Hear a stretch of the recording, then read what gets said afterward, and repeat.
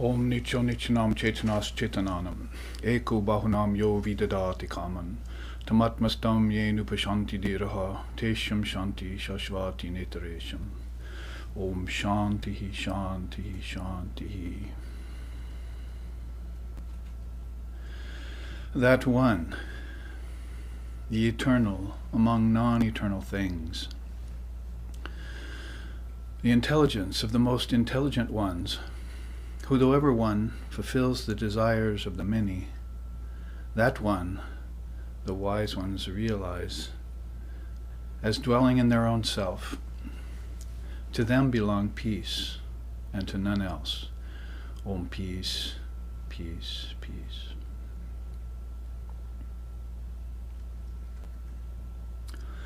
Om natatra suryabhati na chandra tarakam nemo vidyuto banti kuto yamagnihi tvameva bantu manabhati sarvam tasya basa sarvamidam vibhati.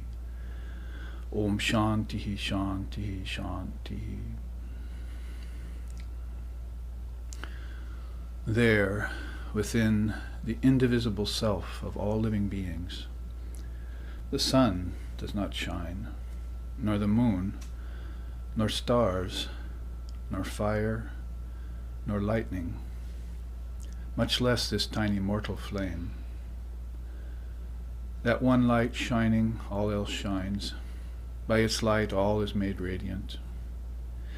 May that light of pure conscious awareness enter into us and permeate us to the very core of our being.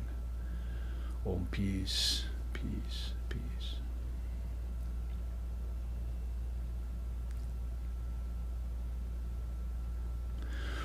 Om Sahana, Om Sahana Bhavatu, Sahanau Bhunaktu, Sahaviryam Karvavahai, Tejasvi Navaditamastu Ma Vidveshovahai. Om Shanti Shanti Shanti. May Brahman, the reality, protect us. May Brahman sustain us. May Brahman illumine our thinking process. May we not find fault with each other, with the world, or with the teachings. And may what we study be a source of inspiration to us eternally. Om peace, peace, peace. May peace be unto us, and may peace be unto all. Om Hari Om.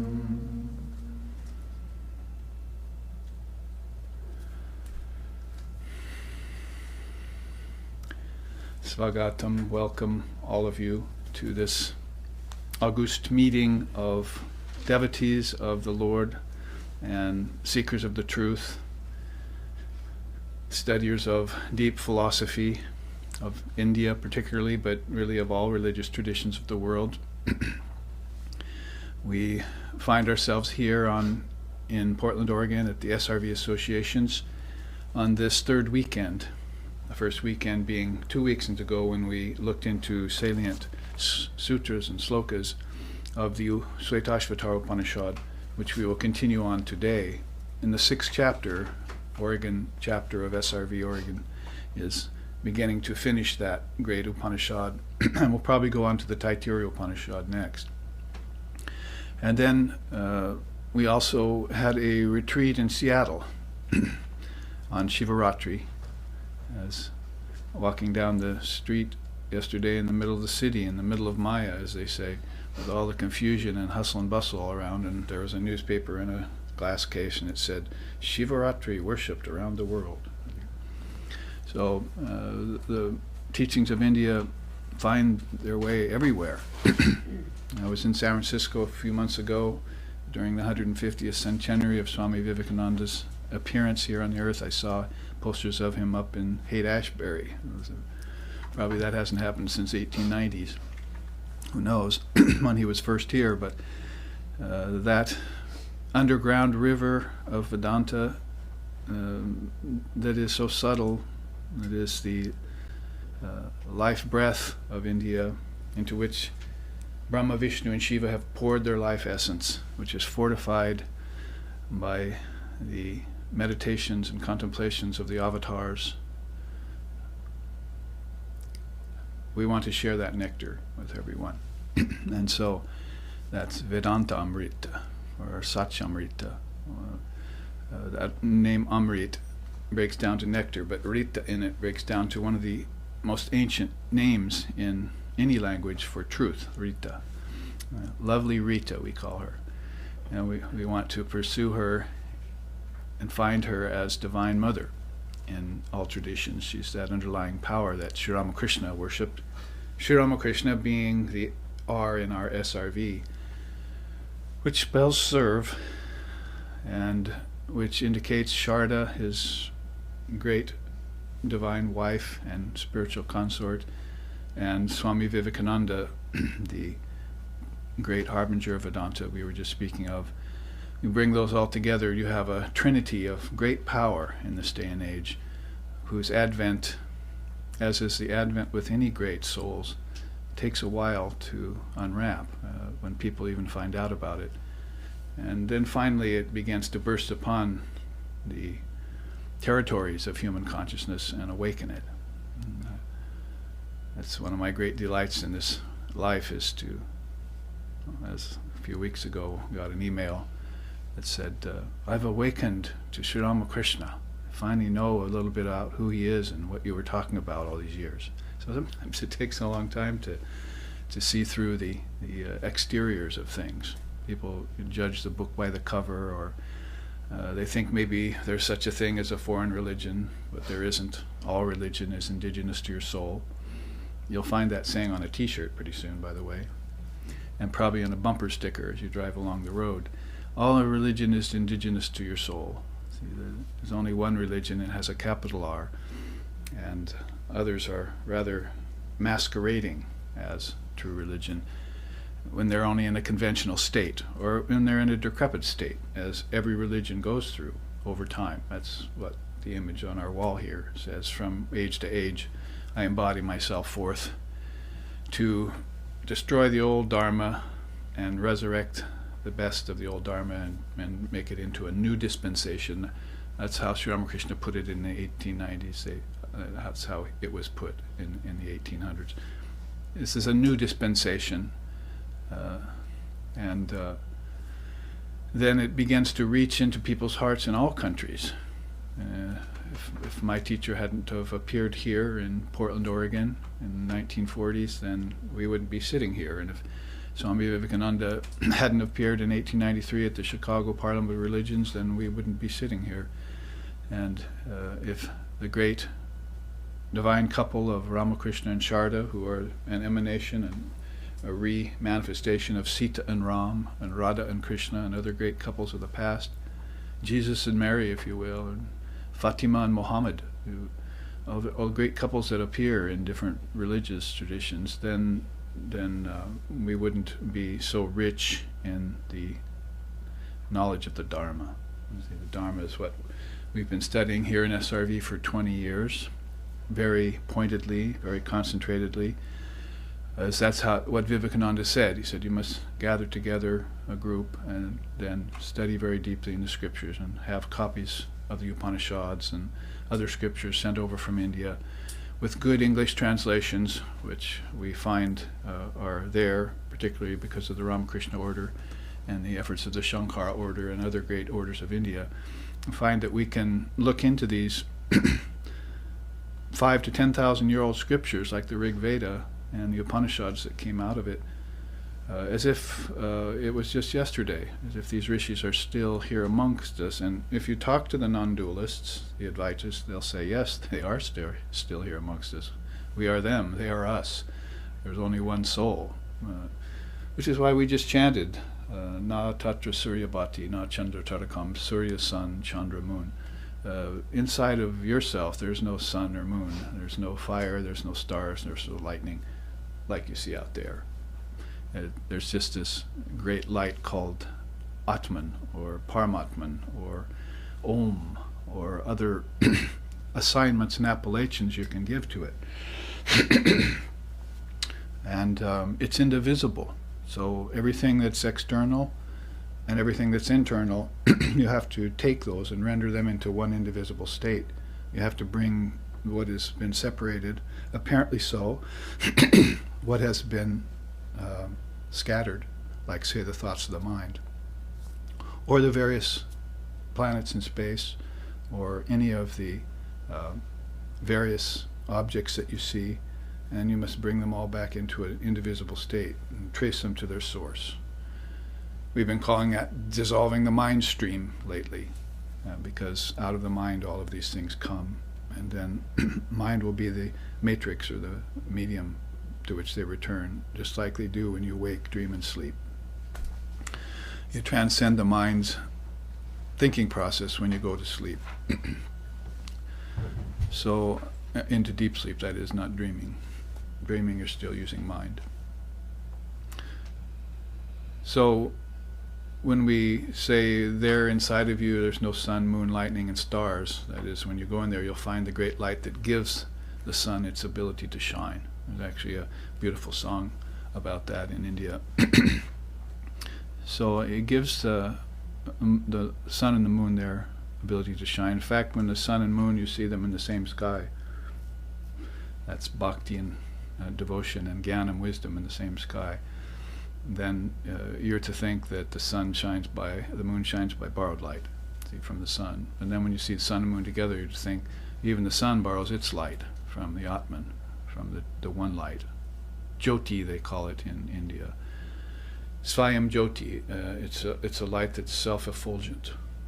It doesn't shine by anything else. So that's what the chant means. And that chant is how we get into the Upanishads, because I use those two chants, Nityo Nityanam Chetanas Chetananam and Om Nata Suryabhati, because those two appear in this Upanishad.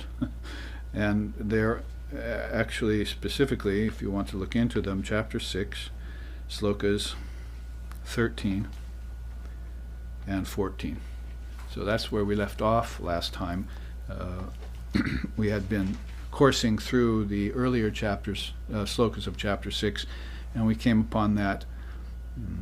He is the eternal among eternals, among non-eternals, and the intelligence of all that are intelligent. Though one, he grants the desires of the many. One is released from all fetters on realizing him, the cause of all, who is comprehensible through philosophy and religious discipline. So is why I put this chart up first, just to look at it again. We're not going to go through it because it would take a month of classes to touch on half of it. So we just something that I created with Swami Vivekananda as a centerpiece, and when he was here in the West, looking less like an Indian monk in that period, and trying to be amongst us and be one with us. When in America, do as the Americans do kind of idea. So then I put all around him these main philosophies of India. So when the sloka says, he's the cause of all, and that is the ultimate cause, the causeless cause you would call it, and then is comprehensible through religion and philosophy and religious discipline. Religious discipline is better than religion. Religion is the laws and letters, morals and ethics and so forth, but religious discipline means you begin to practice those things, and that's what leads you to the Dharma, and the Dharma is informed by philosophy. So in India, the two have never been divorced from one another, religion and philosophy. Religion fixed on rites and rituals, and philosophy debating against whether God exists or not, when God is existence, and missing the point entirely. We're doing it all for money or so forth, or for an occupation only. But to make it your main occupation is to not just become a philosopher or not just go to church. Vivekananda said, it's good to be born in a church, but don't die in one. So he's telling you to move beyond religious convention, things that tend to crystallize, and including ritualism and dogma and so forth. Inform yourself as far as those things will go, and then begin to practice what you've heard. That's the cutting edge, or what Christ said will cut you in the image of the divine, when you actually begin to practice them. And that makes a god out of a man and a goddess out of a woman. That's a drop of Amrit, that nectar we're talking about. Put that into the mind, and all of a sudden it becomes clear. Like if you put a little bit of alum in a jar full of mixed paints, it'll clear up all of a sudden. So if your mind is a bottle of mixed paints right now, and you want to put a little alum in there and clear it up, like the painter does, you see, then you just put a little of that Dharma in there and begin to ponder it, and then begin to practice it. So that's what the two wings of the bird, you see, are all about. Jnanam and Bhakti. You have to devotion to the truth, and then know the truth, and truth will set you free. Yes. So, and if you forget it, someone else will know it. So they'll tell you. Since it's all really a matter of forgetfulness in this tradition, it's not a matter of, when I say root ignorance or mula vidya, one of the first of the five hells is forgetfulness of your true self, and everything begins to go south then. You want things to go east. The sun rises in the east, but it sets in the west. So we want to go east, get that sunlight that's shining within us, realize it's not the billions of suns in the outer skies, but it's that one sun of wisdom in the inner terrain that shines and lights up everything. Everyone knows that. Everyone feels that. Everyone intuits that. Even the brute or the idiot realizes that or sees that occasionally, once or twice in his lifetime. So when this insight comes upon, it's just like curtains, you see, or clouds parting. Vision of the third eye, the Agya chakra, you see, is just like clouds parting. And then you see straight like a cylinder into the land of light. And so that's the sixth chakra of the Kundalini system they're talking about. Well, that's there on the chart too, you see. I put Kundalini Yoga, I put Tantra, I put Buddhism, I put Vedanta, Patanjala, which is yoga, and Sankhya, which is, of course, one of the earliest philosophies in India, which gave us the 24 cosmic principles, which everyone built on after that. All these others pretty much built on it. Tantra even added 12 more steps to the 24 at a later period, when it was Shaivism, worship of Shiva. So when you look at a great amalgam like this is, it's all based on qualification.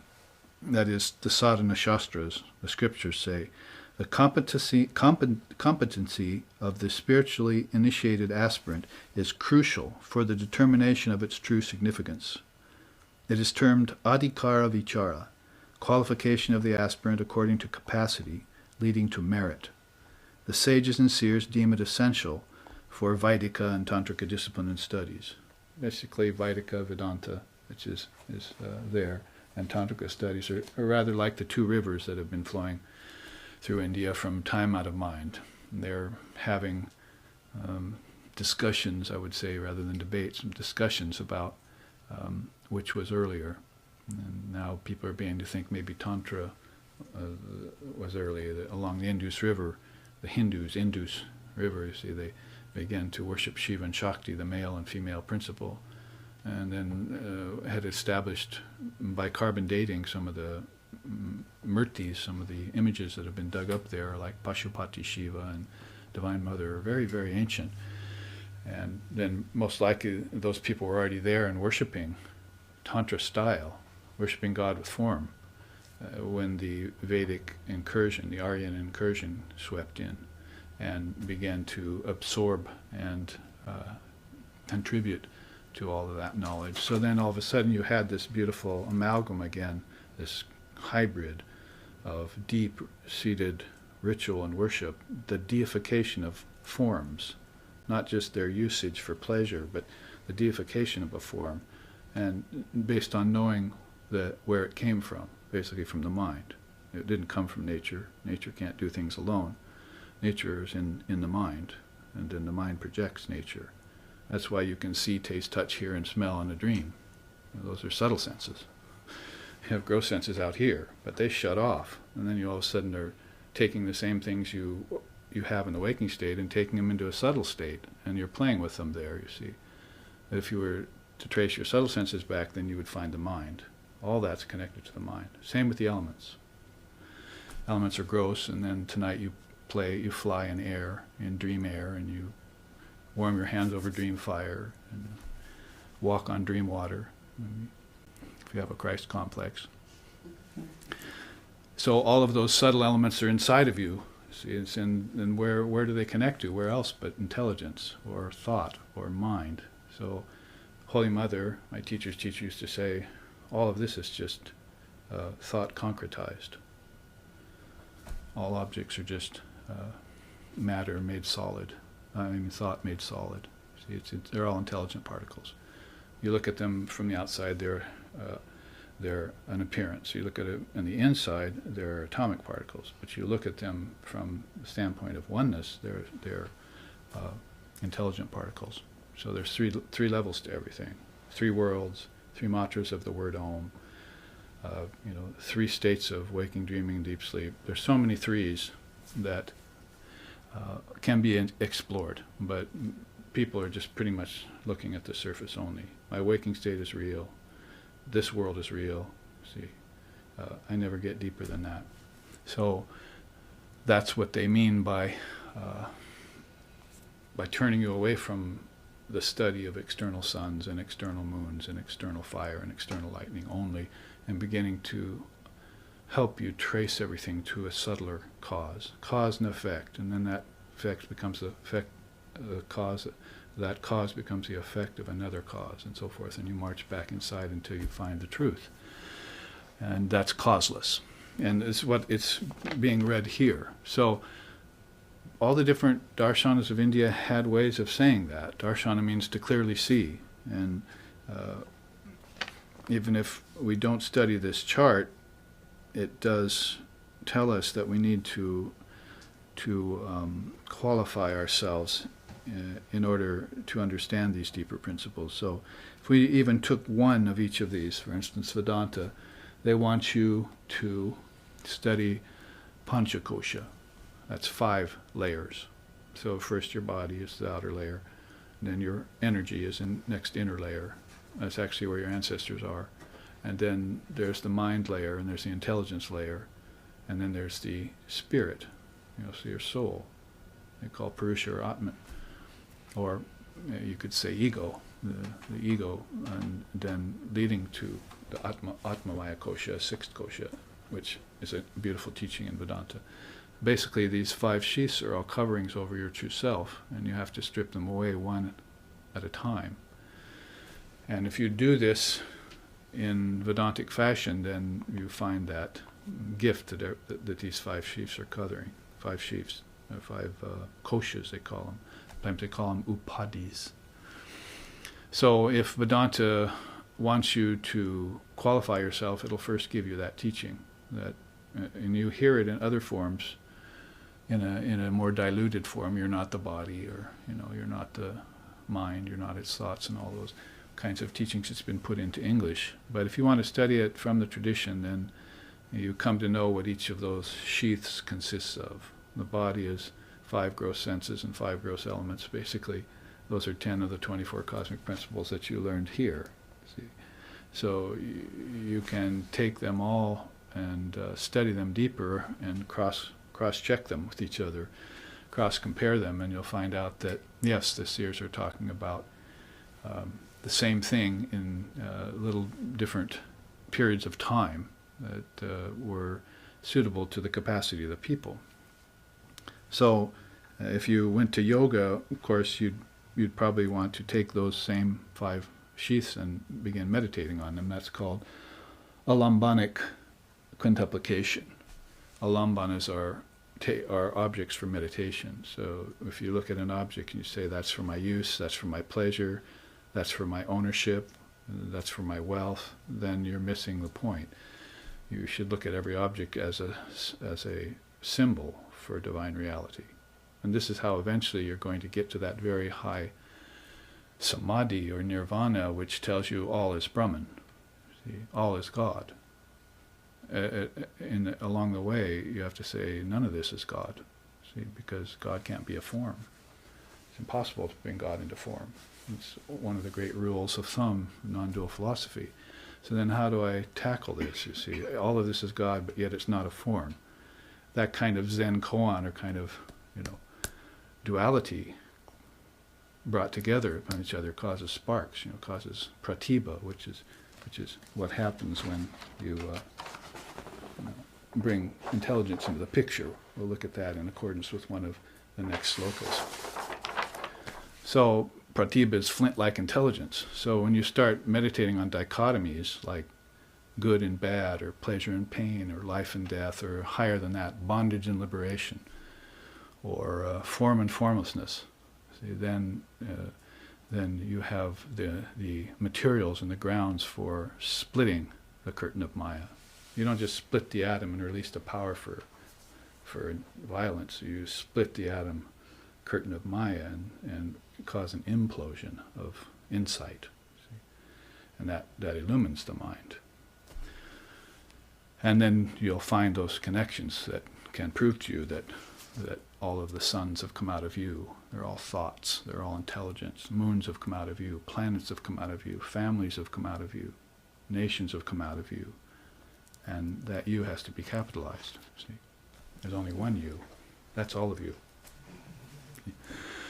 The collective mind, if it gets together, is very powerful, as we know. But then if it becomes disparate and separated and violent and so forth, then the power is used for destructive purposes. However, nothing can be destroyed. Nothing can be killed because it was never born. Which is one of the things you'll get to when you study these things, is the proofs they give you about the birthless, deathless nature of the soul. And then when you find the birthless, deathless nature of the soul, then you find out it's eternal, then you find out both the soul and God are eternal. Then you start looking into nature and you find out it's eternal too. It's the cyclic eternal, whereas Brahman and Atman are the uncycling eternal. See, they're just stationary and still. But everything, like a tempest in a teapot, you see, creation, preservation, and destruction are going on inside of this two great hands called projection and withdrawal. And even when she projects and withdraws, nothing happens. There's no movement. All is stationary. We'll get to that in a minute. So these things lead you from duality to qualified non-duality to non-duality. Dvaita, Vashishta Dvaita, and Advaita. That's how you'll hear it in the philosophical circles of India. Advaita being the essence which Vivekananda brought to us in 1893. And put it in our hopper, you see, planted it in our mind so that it could start having its revolutionary effects. A few centuries, you see, mere few centuries. Then people would start to awaken to it. Anyway, meditating on the actual quintuplications themselves, 5 elements, air, earth, fire, water, ether. Right? So if I take earth, then I start meditating on earth. I meditate on earth as dirt. You see, I meditate on earth as a continent. I meditate on earth as food. I meditate on earth in every possible way I can think of what earth is. Metals, woods. I just take that all into consideration. See, in sort of a sweep of the mind, and then you meditate next on its appearance in dream, how earth appears to you in a dream. And then after that, you have to meditate on how it disappears in deep sleep, how earth disappears in deep sleep. So you're drawn on in the meditation of these 5 towards finding their emptiness, see, as Buddhism would say. Find their emptiness, or praticca samutpata, that everything is interdependent on everything else. Like vines underneath a great lake. You pull one strand and the whole thing moves at you, for a quarter of a mile across the lake, because it's all connected underneath, and you don't see that when you look at the surface. So when you find these connections underneath, then if you're deeply intelligent, if you really love freedom, you say, I want out of that connection. Connections are fine to give me knowledge, but I don't want to stop at knowledge, I want truth. And so then you sit under a bo tree for 49 days, or you go into a wilderness for 40 days, or whatever it takes, and then you find out how to break free of the soul's connection with nature. And there you have the answer to the problem of form and formlessness. I am formless by my very nature, but I started associating with form. Then I thought I was the form, and there's the problem for suffering. First noble truth, there is suffering. Why? Because you thought you were an object, or you thought objects could fulfill you, or you thought objects were real. We were just reading in the Gospel of Ramakrishna before the camera was switched on today. He said, then you find out that Brahman is the only reality and the world is illusory. Illusory means empty. But you have to see that emptiness and meditate on that emptiness. And then you'll find the fullness behind the emptiness. So as you move along in the neti, is it there? Neti type of process, not this, I'm not that, I'm not accepted with that, so I'm not happy with that. That can't be God, because it changes. Then you come to the iti of it all. All this. See, I see those very things that I just rejected are actually also manifestations of God. I was just attached to them, so I had to go through a process where I detached from them, so that I could see clearly that they're not me. That I'm spirit and they're a projection of my mind. And this is how you disembroil yourself and disenchant yourself from the dance of form in front of the senses. See, the dance of form. Everyone gets allured by it and caught. But the Christs, the Buddhas, and the Krishnas all saw it and detached from it and got free, and then came back to tell you, move amongst the objects without getting attached to them. If you're a householder, if you're a monk, give them up entirely. Get the hell out of there. See, like a woman with a baby in a house on fire. They say, she going to sit and wait for a plan to come to her? She's going to kick a wall down. See? So kicking down these walls of Maya is what it's all about for the freedom-loving soul, for the person who really wants to, in this lifetime, reach the goal of human existence. Don't wait for some future lifetime. Like a post-mortem emancipation. My teacher used to use that expression. So all of these are connected. I'm just showing you some very little parts of them. In Buddhism, there's the Four Noble Truths that we just mentioned, and Praticca Samutpata. If you see everything's connected, like Buddha did under the bo tree, then you want to get what the father of yoga called koiloya. That's freedom from form, or freedom from nature. You want to get a divorce from nature, which means that once you divorce nature by knowing that it's changing, then you can come back to nature and live freely. See? That's the problem. The yogi can move amongst the objects without getting attached to them. The yogini or the yogi, you see. But other beings move amongst the objects and they forget that they're not matter, and they become materialists, they become sensualists, they become hedonists, they become all sorts of ists. See? When you get the ists, then you need the isms to get rid of the ists. See? And then you have to go beyond isms. So it's all a matter of course when you put together the two wings of the bird. But if you leave them disparate, separate from one another, then it's very hard to find your way. So in Buddhism, you would call that Praticca Samutpata. It's the same realization that Patanjali had and others. In Tantra, pick one. You see, basically Upasana Jhana means, Tantra is, as I was said about the two rivers that were flowing earliest on in river, they like the idea of taking forms and deifying them. So if you have a devotional temperament and you take a form and deify it, then you're doing it all out of love. If you have a wisdom temperament, a studious temperament, a contemplative temperament, and you look at the object, then you're taking it apart and seeing that it's empty. So some people proceed by just loving, so loved the world, you see, so loved God so much that the world went away. You see, you love God so much, you take that to be an aspect of God, or you take your wife or your husband to be an aspect of God. let's play a game here. You be Shakti and I'll be Shiva, you see. You be the female and I'll be the male, see. And then we'll play, we'll have this kind of interaction with each other, and it's all play, you see, it's all sport. Actually, there's no gender, we're just one soul. And we can say that glibly over tea or something, you see, but now we're going to actually practice it. What a novel idea, that we should actually practice it and prove it to ourselves, you see. And so instead of becoming an archaeologist or a astronomer or something, you take up one of the main spiritual attitudes. I think I'll choose God as parent and child. So you, instead of just raising a child, because a child is not yours, you see, Christ said, it doesn't belong to you. It's a soul you have to guide. So instead of entering into that kind of conventional relationship, I'm now going to practice that, I'm Yashoda and that's baby Krishna, or I'm that's my baby Ram, you see, and I'm one of the wives of King Dasarata, you see, and they're all chasing him about. Beautiful songs about the baby Ram.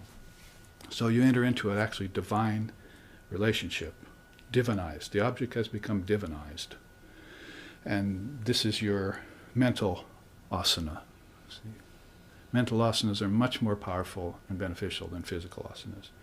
The positions you take in the mind about a thing, that's going to clarify, like a drop of alum in paint water. It's going to clarify the whole matter for you, and you can live a divine life then. So the Tantrasists were very much into that. They like the idea of Upasana Dhyan, meditation dhyan on the divine forms, if you will. See?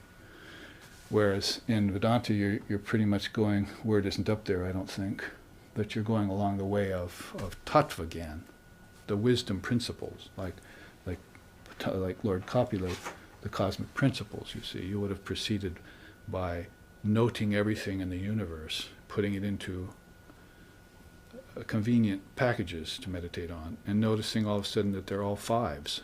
The whole thing is a quintuplication process, and so you know how the roll of the dice is, you see. It just comes out of the Word. In the beginning was the Word was with God, and the Word was God. So when it's not God anymore, and it becomes like God, and then it becomes a beginning of something, origins, utpatti, then you see that the roll of the dice is happening, and by fives everything is marching out to the five elements. And your business is going to be to see it, analyze it, tattvas, wisdom principles. These are all, see what I'm saying? All this object, say the baby's body is your baby Krishna, you see, your baby Ram, see, or baby Uma, see, Divine Mother, she's there. So that body is not just a flesh and blood and so forth body, it's the divine made apparent to you. But if you take the same body and look at it, then for the person who's practicing tattva dhyan, then its body is made of bones, flesh, blood, excreta, and so forth. And then inside the bones is the marrow, and inside the marrow is love. See, so you're getting to love no matter which way you go. The essence of a thing is always that prema bhakti, the ecstatic love, or brahmagyan, the one non-dual truth.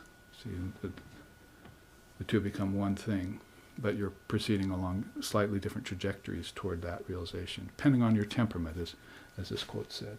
Temperament and capacity of the aspirant leading to merit. So whether you're practicing a path of Upasana Dhyan or Tattva Dhyan, it'll come to the same apex, sort of like that, sort of like a triangle. Trikona it's called. You need three lines, to make sense out of anything in space, to make a form. So now you know how form is put together by fives, quintuplication process, and how you can dismantle it. See, so that's why we would sing, something like Shinashma Dina Sakaruna Japanti Mudajana Nastikyanti Dantu Aha Dehatva Vadaturaha Praptaha Shma istam yada asti kyantvi dantu chinumana Rama Krishna dasavayam. It was a letter that Swami Vivekananda wrote to one of his English disciples, or to one of the direct disciples. Maybe he used it many times. It said basically, we will crush the stars to atoms. We will unhinge the universe. Don't you know who we are? We're the children of God, children of Sri Ramakrishna. So that's what I'm talking about. You can dismantle the fives.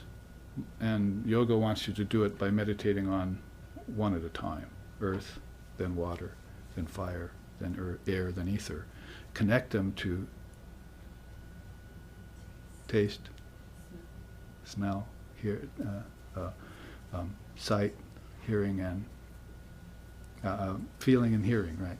So you connect the fives to the fives, your gross elements to the gross senses.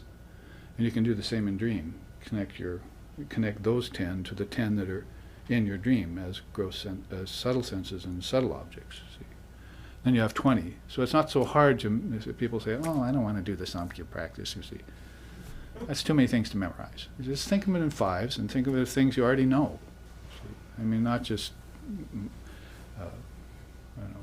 potentially or yes, I know all that kind of idea, but you really know them because you're dealing with them.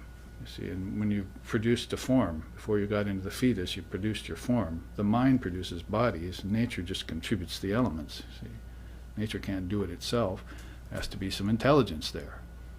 Scientists are saying, "Oh no, there doesn't." But Mr. Scientist, you're intelligent. We look to you for your intelligence. What do you think gave you the power to create an electron microscope? See, what gives you the impetus to look? What causes the eyes? What causes the eyes to see and the ears to hear and the mind to think? So one has to look into the self. As they say in my tradition, the eye cannot see itself. See, so like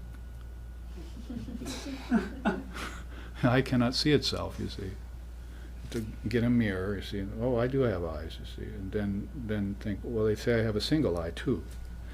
Well, that's a far cry yet, but you have to take the quintuplication processes and dismantle them. We shall crush the stars to atoms. We will unhinge the universe. This universe is made out of 5 elements, and my 5 senses have contributed. And in fact, the 5 elements came from the 5 senses, and the 5 senses came from subtler senses. It's why I know I'm dead. After I die, I can see my body, you see, and see my life go by, because I was the one that projected it, and I'm the one that's now withdrawing it.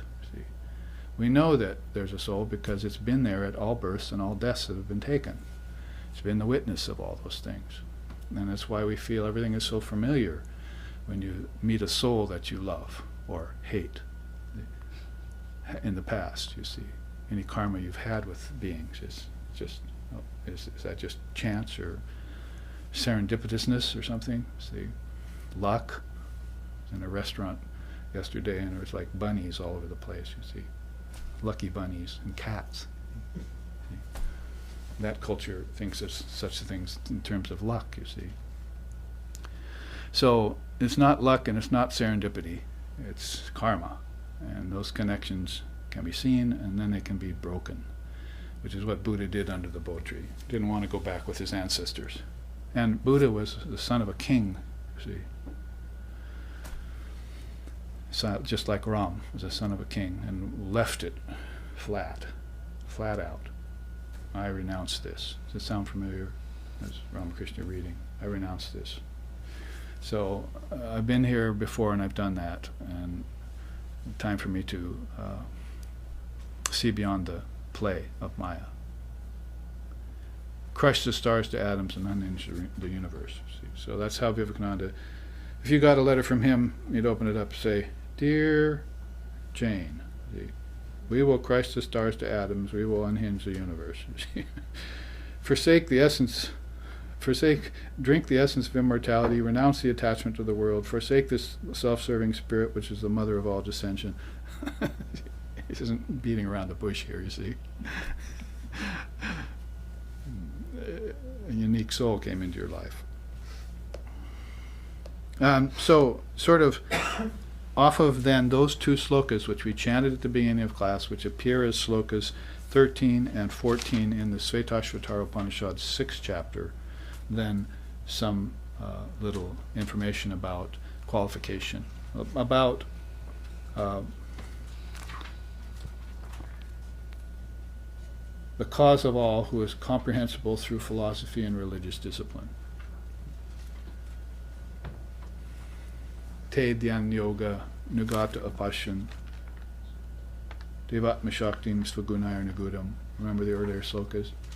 Yaha Karnani Nikilani Tani Kalatma Yuktani Adidishtat Yekaha. That means practicing the yoga of meditation, they espied the divine energy in everything. Devatma Shakti. Nice word, Devatma Shakti. They espied the divine energy in everything, which though ever one was veiled by nature, and which had been incomprehensible to them earlier, that is, before they practiced the yoga meditation, because of the inconsistencies of their own intellect, the veils of their own intellect. They removed the veils of the intellect and they saw the divine Shakti in everything. They saw that the microphone was God. They saw that the baby was God. See? Before that, they hadn't known that because they hadn't practiced the yoga of meditation, which removed the impediments. That's an earlier sloka in here. So, beautiful Upanishadic truths, that are available to you. Can I sell this to you for 25 rupees? Best deal in the 3 worlds. You see, best deal in 3 worlds. Step right up. Get your Upanishad for less than $1. How much is 25 rupees now in India? $1/4? $1/2? My point exactly. So, basically, do you want wisdom for free? Because that's the best wisdom. It's given for free. And you look on the web, you see in internet, so forth, you'll see wisdom being sold, and it's a caricature of itself. They want money for it. They want fame out of it. They want to be a great teacher. They want to be admired by millions of people. The top 10 guru circuit, they call it nowadays, you see. And they know nothing. They know nothing, if very little, if not nothing. Or maybe they know something, but they're using it in the wrong way. So when you say everything is a manifestation of Brahman, then you know how to take it apart now. Either through love or through wisdom, you can come to the proper conclusion. Vedanta Siddhanta Nirukti Resha. The final conclusion of the Vedanta is Brahmaiva Jivaham Sakalam Jagat Cha. All this is Brahman. Time, space, living beings in the world is all Brahman. But don't try this at home, kids, before you qualify yourself. You may jump to premature conclusions. Oh, the cigar is God. Ice cream is God.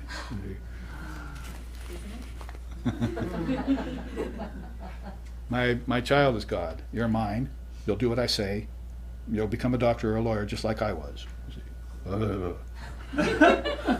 Maybe a politician. Peace. But they got it all wrong. This is peace. And this is what you get to peace through. See, Abhayam, 5s. You get to peace, which is 3s, through 5s. Understand the quintuplication process, and then know the 3 worlds, or the 3 matras of Om, that word that was in the beginning, that was with God, that was God.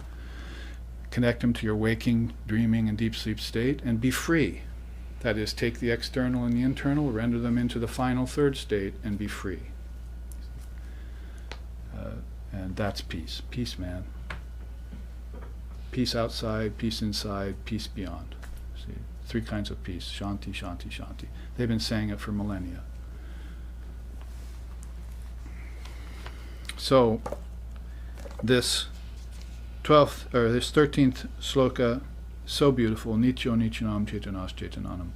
It is the intelligence of the most intelligent ones. It is the eternal among non-eternal things. Look for that. See? As Christ said, separate the wheat from the chaff. Then when you have the wheat, you'll find it's a great light you see. And you won't hide that light under a bushel somewhere. You'll bring it out and let it shine. See? Peace, man, let it shine. Shine on, man.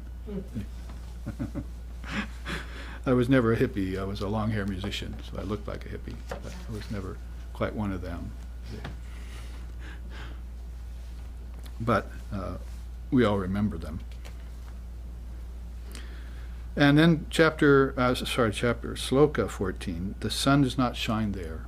That's the other chant we did this morning. Om na tatra. Na means no. You see, neti neti means na. I'm not this, not this. So I'm not the sun, I'm not the moon, I'm not the stars, I'm not the fire, I'm not the lightnings. Nor am I this mortal flame called prana. You see, man does not live by bread alone. I'm not this mortal flame. Frame too, but flame. Mm-hmm. So basically what you're saying there is that prana is the most addictive substance in existence. That if you're addicted to cocaine, it's not the cocaine that's you're addicted to, it's the prana in it. If you're an overeater, you're addicted to food, it's not the food you're addicted to, it's the prana in the food. And every other addiction or obsession or great love of pleasure that's in you, it's in the ego, you see, is all based on prana. And so much less this tiny mortal flame. The chant says, you're not the sun, moon, stars. That light is not the light you're looking for, and not the light of this mortal flame either, called prana, which operates my arm and causes my eye to see and digest my food, causes my lungs to breathe in and out. Puraka, kumbhaka, rechaka, kumbhaka, you see. So I can practice pranayama all I want, you see, but it's not going to get me enlightenment. It'll just purify the nadis. And then once the nadis are purified, I have to send my intelligence along it, see, and realize that that's how consciousness moves from place to place without ever moving. And so then you come to know that this is all a dream projection, and souls are moving along these channels, just like water moves along river in valleys, and air moves in currents, and tides move in, and particles of intelligence also move in streams. And you need to learn how to direct those streams of intelligence towards your positive ends and take them away from errant directions, you see. All errant thought is liberated in the Dharmakaya. See, if we went to Buddhism, you'd be learning about the Dharma. So all errant thoughts get liberated in the Dharmakaya. So you have errant thoughts, your mind is scattered, you don't wonder why it's dreaming the way it is, it's thinking the way it is. Then you subject it to the Dharma, and all errant thoughts just get liberated there, just get dissolved. And then as long as you can keep your mind on the Dharma, for that long you'll be free. And as soon as you give up the Dharma, you're bound again. See? And it's the same with mantra. As long as you're doing the mantra, you're fine. As soon as you give up the mantra, Maya comes dancing back. See? Covers the whole picture. So the wise say then, well, I think I'll just become a professional sadhaka. See? I think I'll just keep my mind on God all the time. What a novel idea, you see. Why didn't we think of that one before? See, why don't we live in consciousness? Why don't we be in yoga? And why don't we cause our mind to be like a candle in a windless place?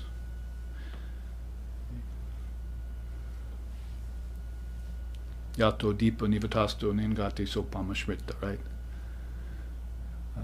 May my mind, the mind of yogi, is always in a windless place, not like a candle in a windy place. That's what you feel like when you're divorcing your mind from air and ether at death. So you divorce your mind at death. You're giving up earth, you see. You give up earth, so you start to feel unstable.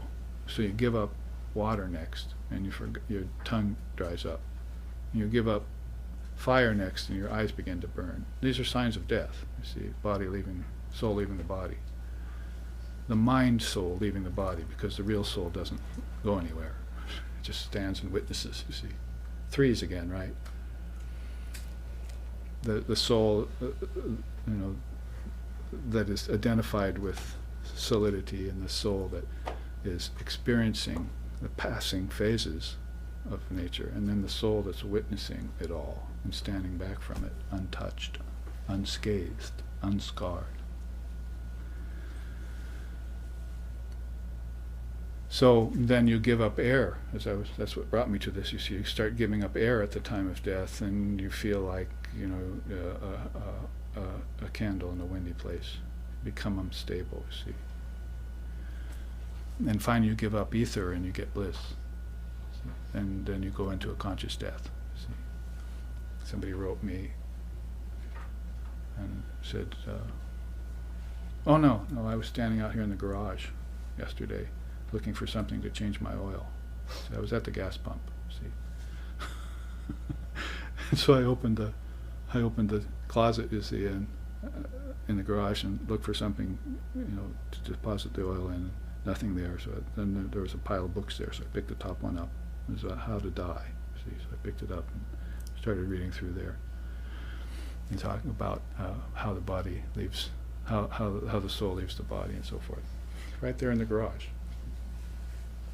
So,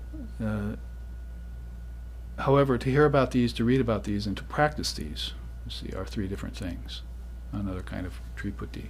So you want to practice death. How do I do that if it only happens to me once in a lifetime? See, by meditating. Because when you meditate on your zafu, you die. You see, that's how the Zen Buddhists put it. If you go and see the Roshi during in between periods of zazen, and they'll say, have you died on your zafu yet? And one of the questions you'll be asked.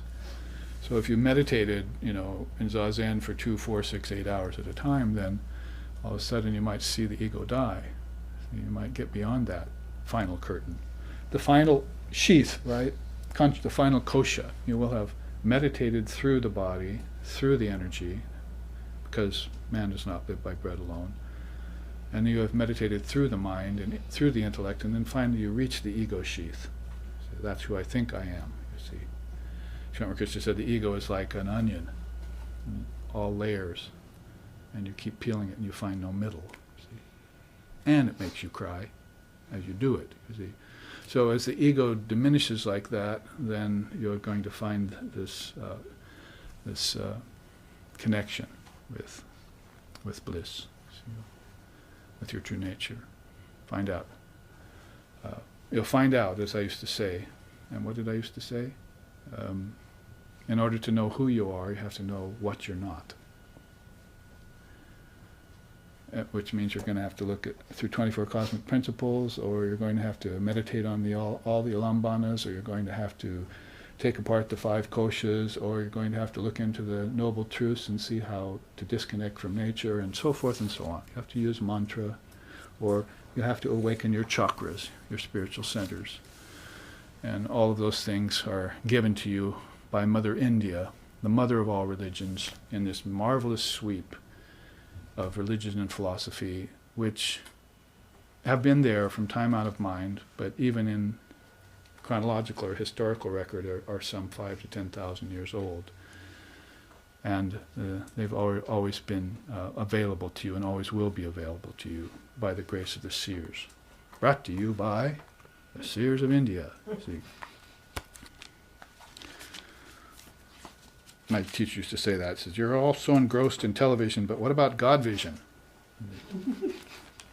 So brought to you by, let's divinize the TV, you see. Let's divinize the computer. Let's make it for use for higher purposes, and not follow the same old run of things. All right. This was a good way to begin a class, any class really, on Vedanta, is this, that Vedanta in its sweep has all these darshanas and all these various ways of presenting the truth to you, and that they really transcend India itself historically. They're aparishaya, in Sanskrit means beyond the mind of God, beyond human authorship, and even outside the authorship of the seers and saints. When the human mind gets a hold of this truth, it gets it through revelation, and then it puts it into thoughts and words. But it's beyond thoughts and words. It's a great light that's eternal, aparashaya. So the origin of the scriptures is not from human intellect, and it's not from the seers, and it's not from Ishvara either. Ishvariya is the third view that they say. Oh, it must have come from Ishvara, the great souls, like Brahma, Vishnu, Shiva, and so forth. But it's there in their mind, but it's only there in their mind because it was eternal. And they're the first ones to pick up on it. And when they pick up on it, then they say, I think I'll send that to the people in fives. You see? Fivefold mind. Your thoughts, your intelligence, your mind itself, and the ego, and God's mind. That's 5. See? So the cosmic collective and individual mind is also a quintuplication that comes at you from on high, to borrow a Christian term, see, or from in deep.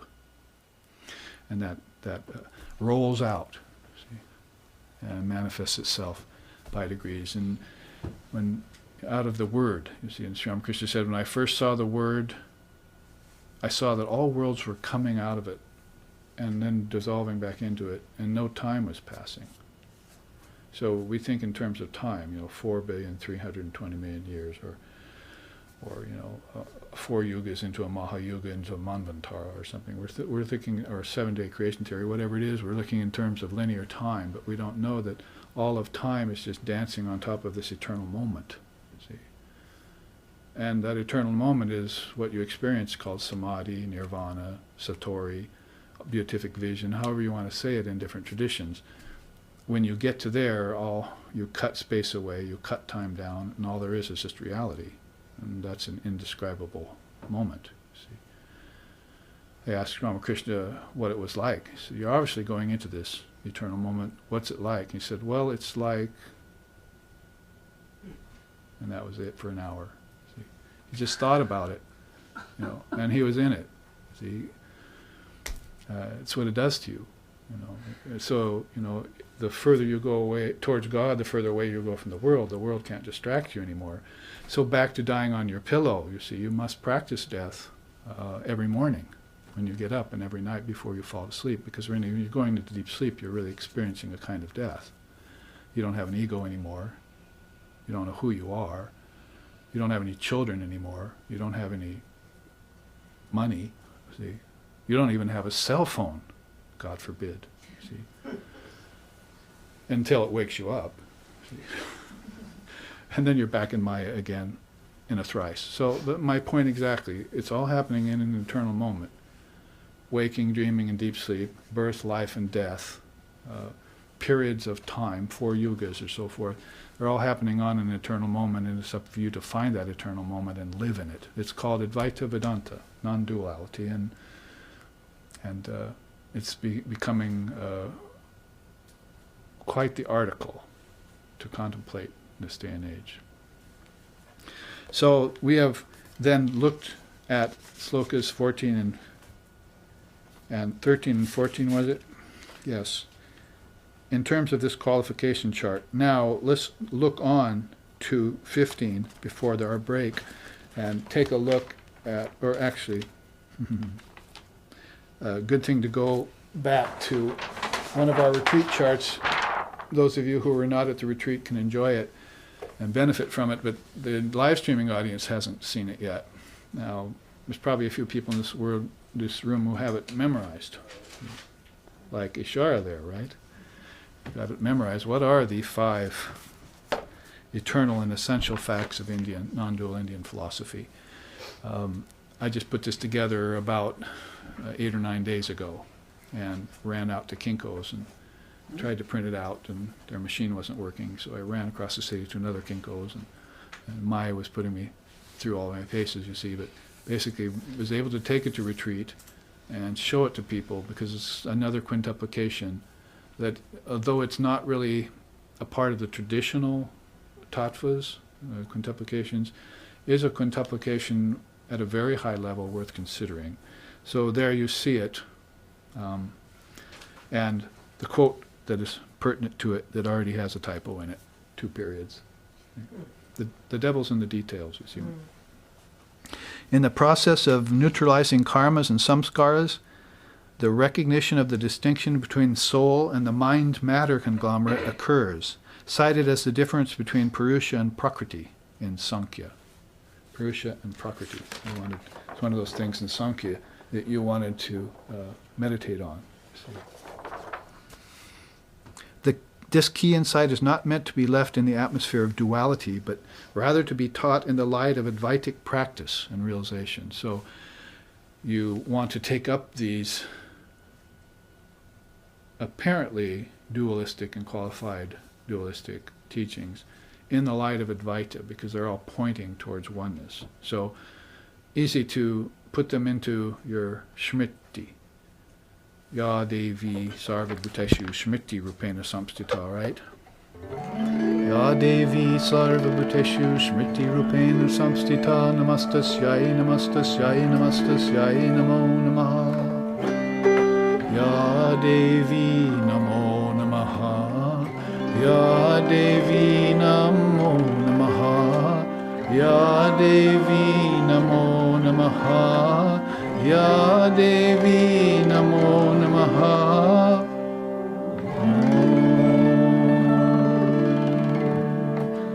Make sure you begin it and end it with Om.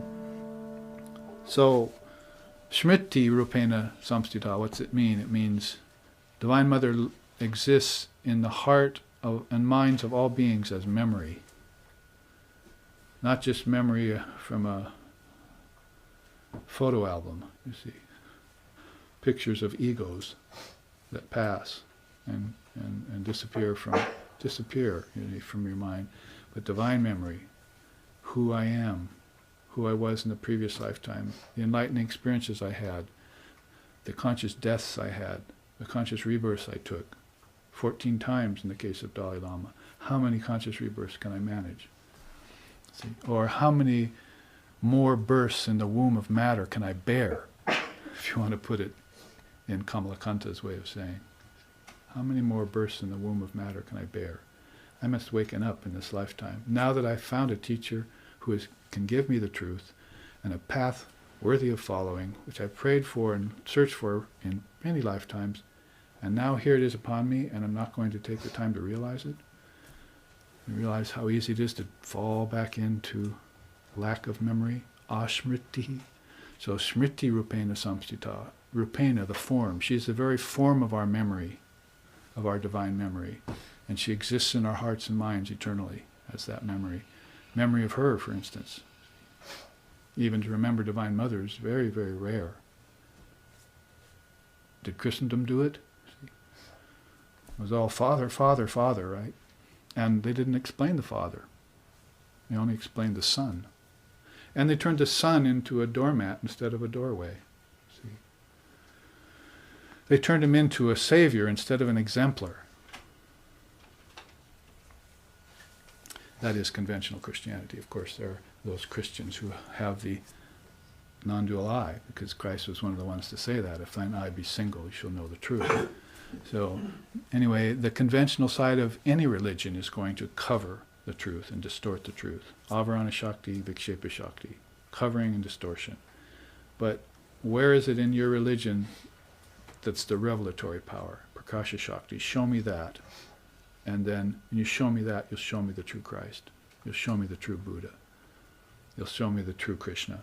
See, without overlays. Without superimpositions. I want to see that one soul shining.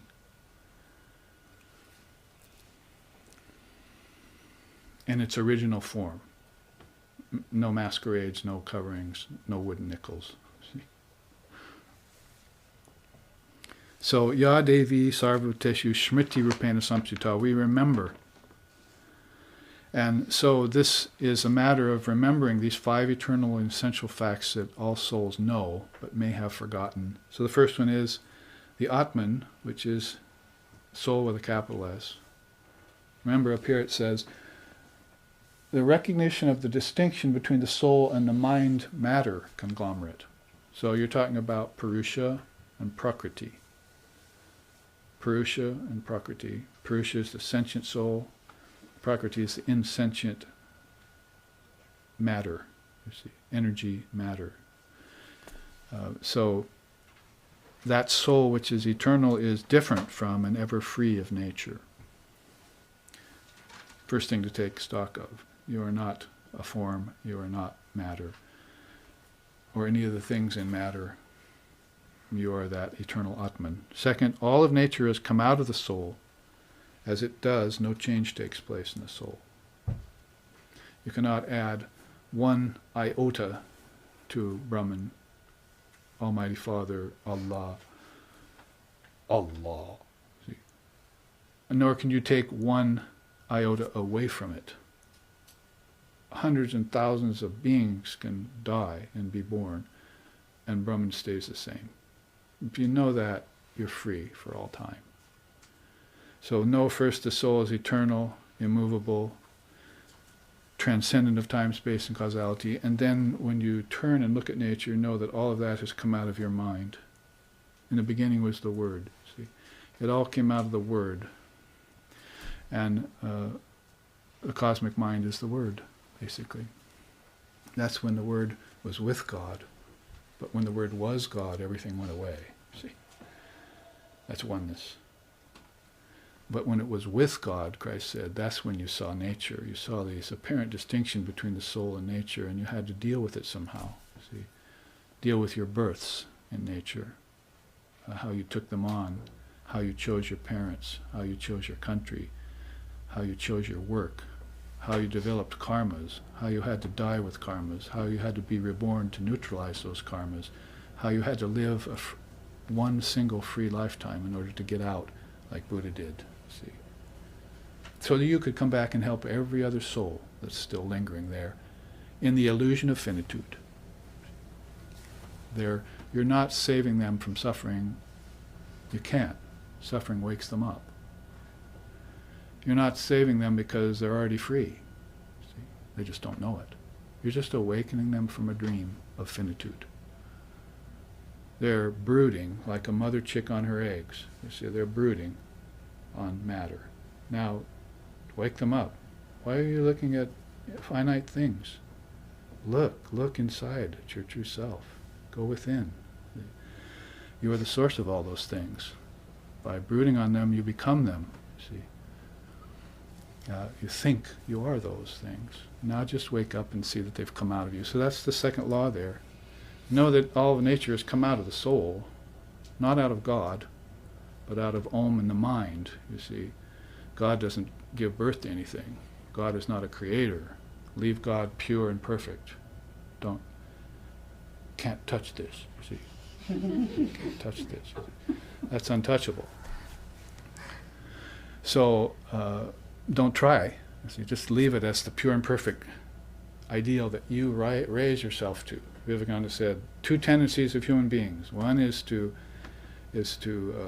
raise themselves up to Brahman, and the other is to pull Brahman down into the world. Well, if you pull Brahman down into the world, as nice as it may sound, it's not going to work, because Brahman will not come into the world. It's not a form. What you're bringing into form is a tip of the iceberg called Ishvara. That you might convince to come into form. Oh, please, Jesus, come. It's been 2,000 years. See? He might say to you, well, I've already come 3 or 4 times, you just didn't recognize me. Or he may say, just be patient. But what you're calling God is the Son of God, you see, or the sons and daughters of Divine Mother. They may come into form at your behest, but they don't want to go there, because they know they're not that. So they'll come for your sake. See, come for your sake and show you how to wake up from the dream of finitude. Quick, while it's still possible. You see, they say Sri Ramakrishna has lifted the curtain of Maya for about 200 or 300 years since he was born, but Atlas can't keep it up for very long. Not Maya is too heavy, you see. So when those 200 or 300 years, people are getting under the curtain of Maya into Brahman, you see, or into him, depending on where they want to go, God with form or God the formless. But then pretty soon, even an avatar will have to let that weight fall. You see. So this is the advent of an avatar, a great soul. We're not talking Hollywood avatars here. See. All that Maya. We're talking about the advent of God into human form. And we'll find God here amongst us all the time in its all-pervasive form. But then when a special soul like that comes, well, as I said at the beginning of the class, we'll have to unwrap that over a few hundred years. What just happened to us? You know, steamliner puts out from port, and all these waves are coming off its wake, you see. And surfers get out there and surf them, you see. So those are the great souls that after an avatar comes, then they'll get out there and interpret the teachings for you. Well, know what just happened to you? My name is Mr. Ishvara Koti. Ishvara Koti means somebody who is born with Ishvara every time it takes a form, like the 12 apostles of Jesus and the 20-some apostles of Shankara and the 16 direct disciples of Sri Krishna that are there on our mantelpiece at the ashram. So those Ishvara Kotis can gather the mind back from formless reality and tell you about what the significance of avataric descent is all about. And so that's a great boon. So you understand the first two. Soul, Atman, is different from and ever free from nature.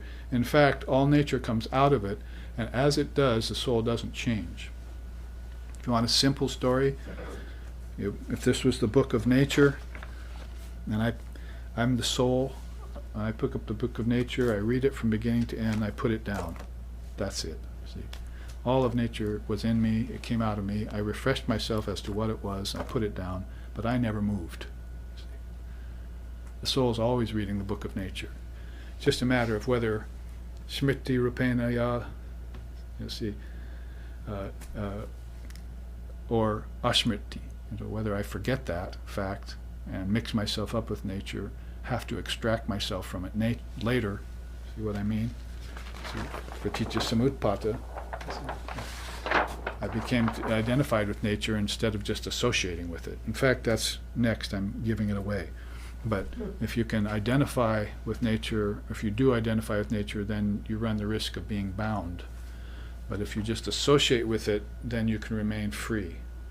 And you can help others too. The third law of nature, third law of essential Indian philosophy is, as nature emerges from the soul, it does so as mental projection rather than actual creation.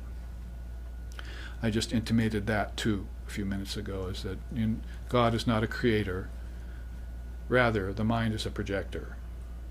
So leave God acreate, that's a word that Vivekananda coined in 1800s, God is acreate. And so leave that acreate and know then that mind is the projector. Cosmic mind on down to collective mind on down to individual mind, that's a powerful thing. See, when the mind's put together, things can happen, you see. Tons of metal can fly through the air. Impossible things can happen when the mind is put together in a package. Package of humanity, package of ancestors, package of angels, package of gods and goddesses. All of the kingdoms of heaven back within you, that's the collective mind. When you get to the Trinity, that's cosmic mind. At that point, you're singing things like this.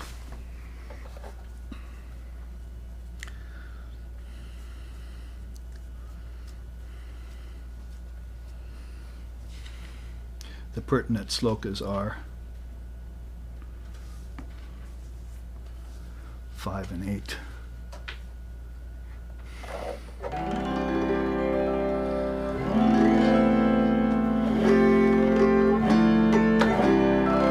Sarva Shruti Shiroratna Samudvasita Murtaye Vedantam Bhuja Suryaya Tasmai Shri Gurave Namaha Aneka Janma Sampraptir Karmendana Vidahine Atma Jnana Agnidanena Tasmai Shri Gurave Namaha Gurur Brahma Gurur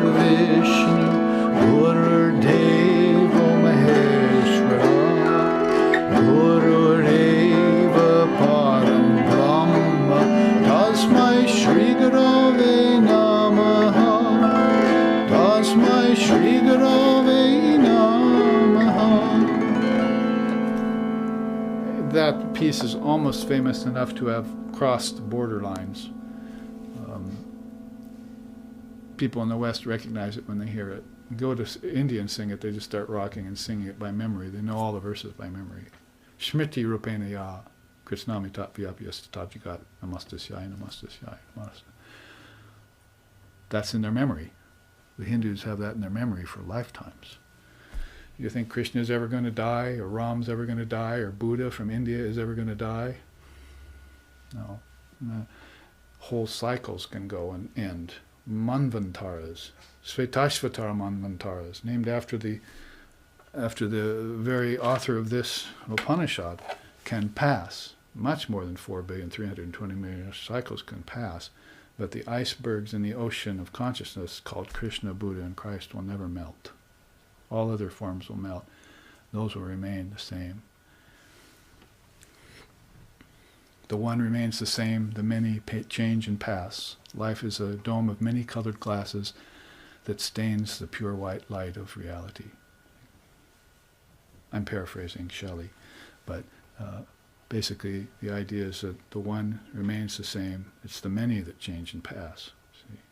I mean, so if you want to separate from that, then you have to say, Vishayam kusumam Parihricha sada Charanya Bruhamrita Shanti Sudham Piba Bringamano Bhavarogaharam Pranamami Param Jananim Jagatam.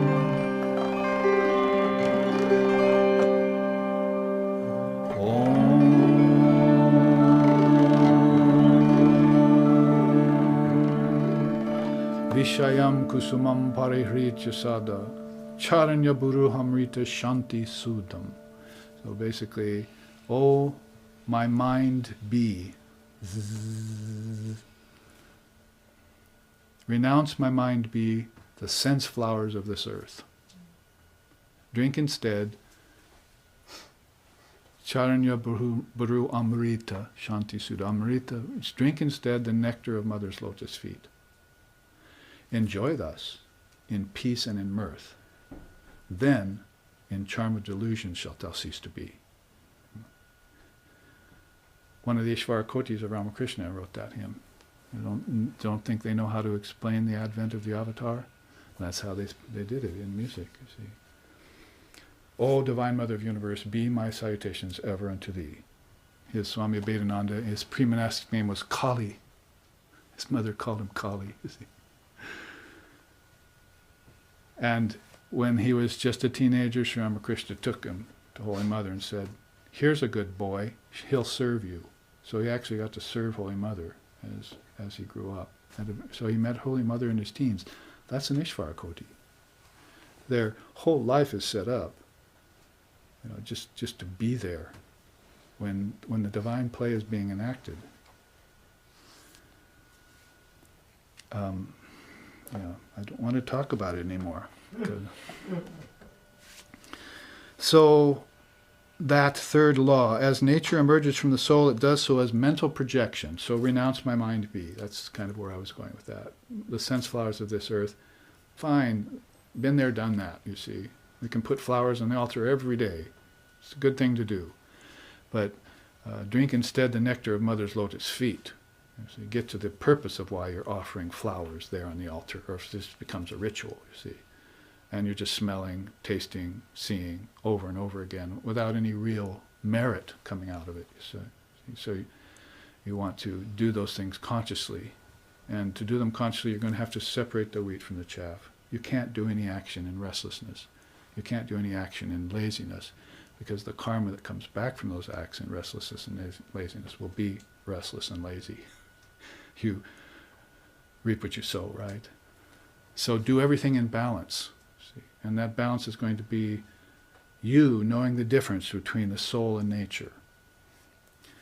There are many, many really impossible and damaging divisions and separations. Countries, nations, borders, religions, those are ultimately not good. They rail against the oneness that we're talking about here. But there are certain separations that you make by your own discrimination that are very healthy, and that's one of them, separating the wheat from the chaff. Everyone from Krishna to Christ and on to Ramakrishna have talked about them. In fact, last night we were saying, see, there's this saying in the Vedas, which is one of the earliest of all universal sayings, Ekam Sat Vipra Bahuda Vadanti. Truth is one, sages call it by many names. So, or sometimes they say, all paths lead to the same goal. But you see, there was another way we used to put that, is that all paths, there are many paths, but there's one way. So that you don't, there are many paths up the mountain. There are dead ends. There's those paths that are leading to a big tiger or bear, standing or waiting for you. And then there are paths that actually make it to the summit. See, some paths got blocked by an avalanche. See? So, there's so many paths, but there's many paths leading to the summit, but there's only one way, and that's discrimination between the real and the unreal. Viveka, which is why he took it as his name. In India, he was walking around as Swami Satchidananda. He was just in his early 20s, you see, before he came here and became so well known to the devotees. But when he came here, he looked at the West, he said, the one thing they really need now, they're right at, he said they're pink. They're not red, really, and they're not white yet. They're not rajasic, restless only, and they're not pure yet. They're pink. You see, right now is when they need to get to Vedanta.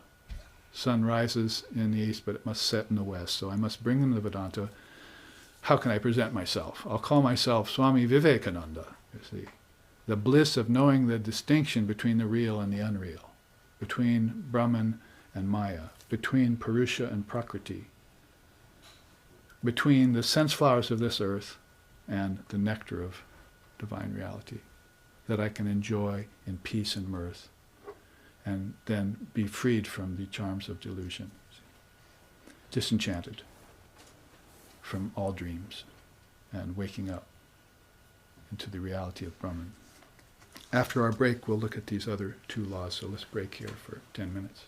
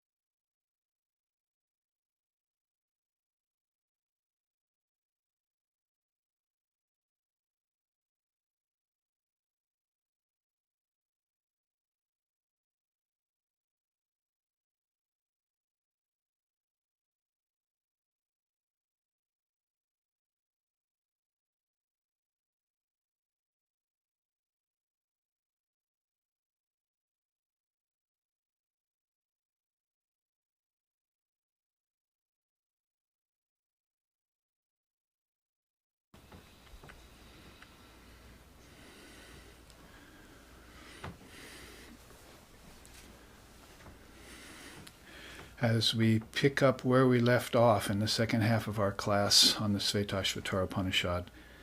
In the 6th chapter, slokas 13, 14, and 15, we are in the middle of unwrapping one sloka that talks about the separation of the wheat from the chaff, or from Purusha from Prakriti, or Brahman from Maya.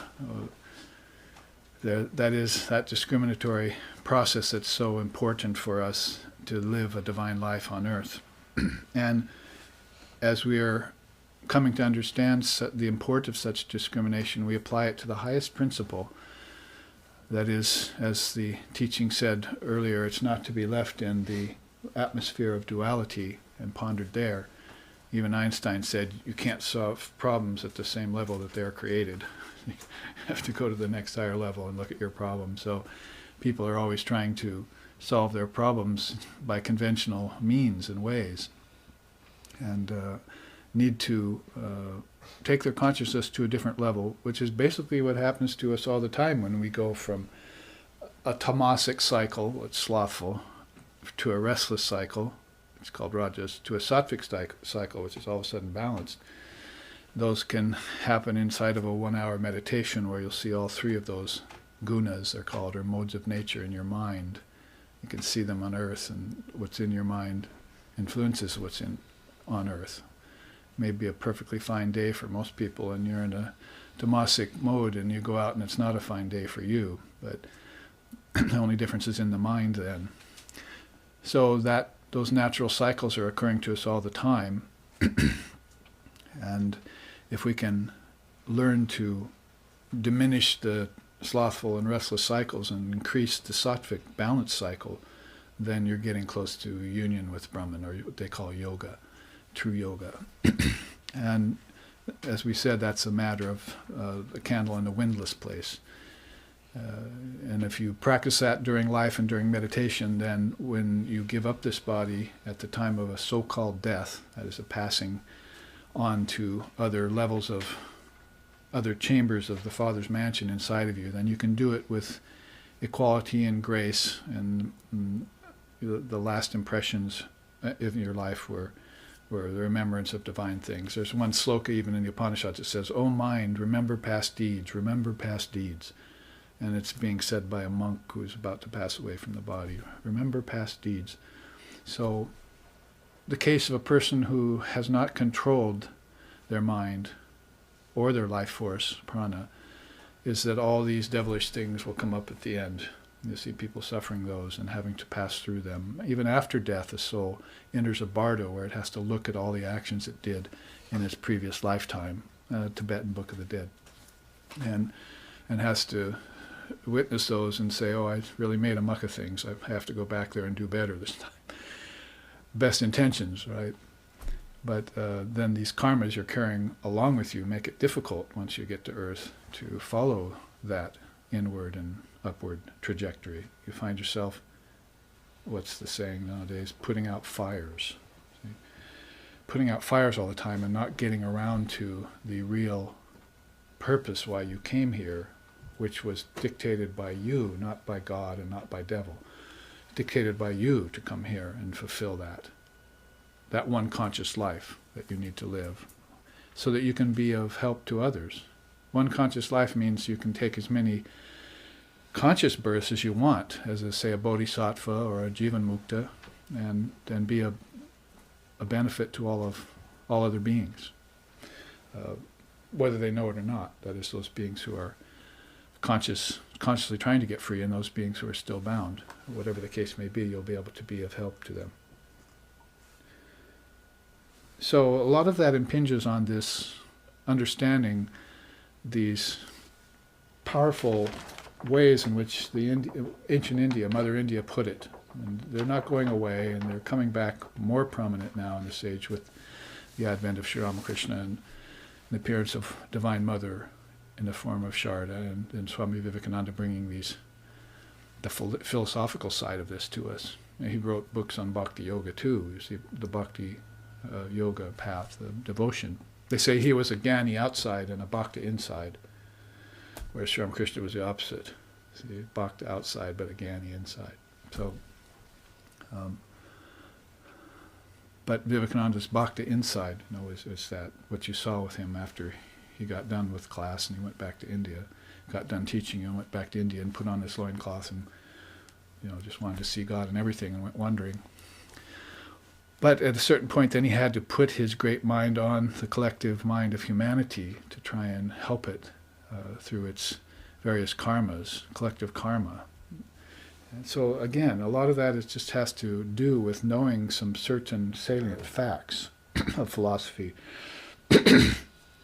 Let those of us whose destiny it is study them for years so that we can bring them to you and clarify. But Sri Ramakrishna used to say, you need only a little razor knife to kill yourself.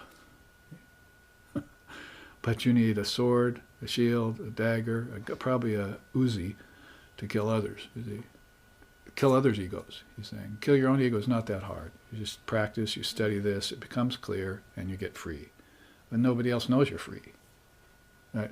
I used to go to Holy Mother and say, why have you come to me? Have I grown 2 horns? Like, does a spiritual person show some external signs of being enlightened? Or does he just pretty much act and think and go about like everyone else does on the outside? But on the inside, there's been this major transformation that no one sees. Living in a kind of bliss, in a kind of freedom, in a kind of wisdom, in a kind of light, or at least in a kind of peace, peace, peace. That has all been based on understanding.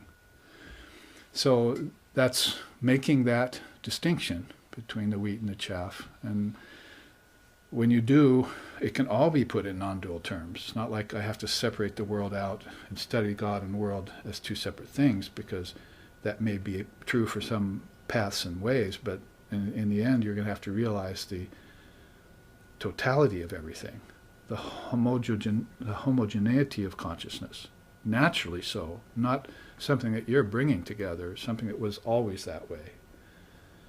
It's not something that you're, like with everything else in Maya, a sleight of hand, a kind of machination, and then all of a sudden something changes. There's no transformation in Brahman.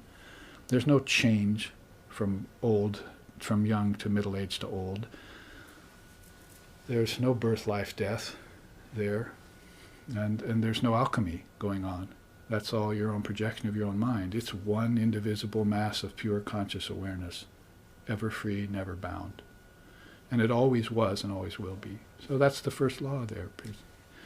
The second law is that, if you have to come down out of that state for whatever reason, hopefully not for working out of karmas, but even that's better than just coming down in a pig ignorant state. And then you come down to help others or whatever the case is, and you behold nature, or that is, you encounter nature. But it happens so fast at birth that you don't know that you were the one that did the whole process along with your cohorts. So you have to slow the mind back down and look back at that process like you would freeze frame movies, you see, and see how the mind at lightning fast, swift speed projected all of that. And it's happening so fast that the projection continues. As long as the projector's going, the movie is hypnotizing you. But the screen is not having any problem, you see. It's just holding the pictures. Brahman is the background screen, your mind's a projector, and your transmigrating soul is having the experiences. But there's a soul looking on, that is an immovable soul, that's an eternal soul. The best word in English is all-pervasive soul. It doesn't need to move or transform because it's already in everything and everywhere. And that's what we're intuiting all the time, that backdrop of consciousness, the substratum, the underlying substratum of all things, which is not affected by anything in nature. The snake holds poison, but it doesn't die. So in that same way, Brahman holds all this, but it has no effect on it whatsoever. And that's the second law. So know that when the apparent division of soul and nature happened, that basically all of that came out of you. Don't get so deceived that you think that nature was there all of a sudden all the time and you came into it. You projected it. And you've been doing that for countless millennia. All form has come out of formlessness, and you are formlessness. So when you begin to take a form called a Trinity, where we're just singing Guru Brahma, Guru Deva, Guru Vishnu, Guru Deva Maheshwara, that's the first form, really. Om is rather formless, the word. And it has, Om really associates highest with this chakra, and that has 2 petals. So souls are coming out and souls are going in. So when they're giving up form, they're merging. And when they're coming out to embody, they come out of the first petal. So that 6th chakra, if thine eye be single, you shall know the truth, and that truth is humming in you as Om.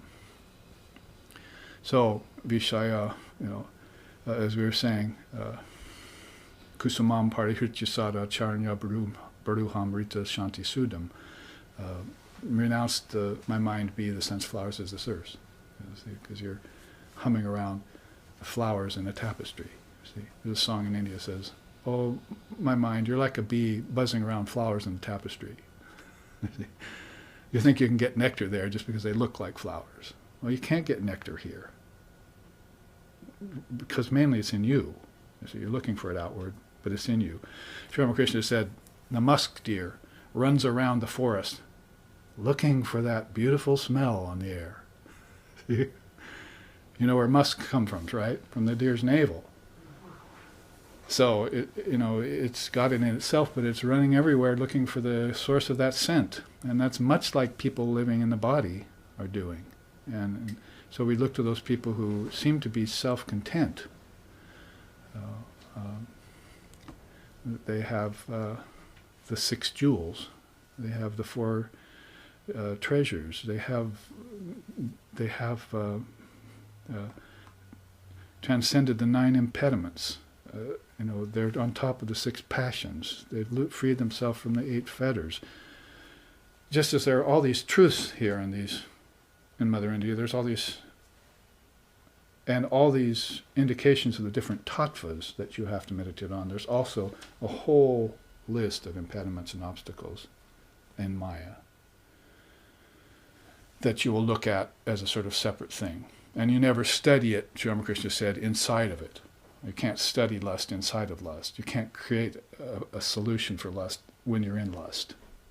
You can't solve the problem at the level that you created the problem.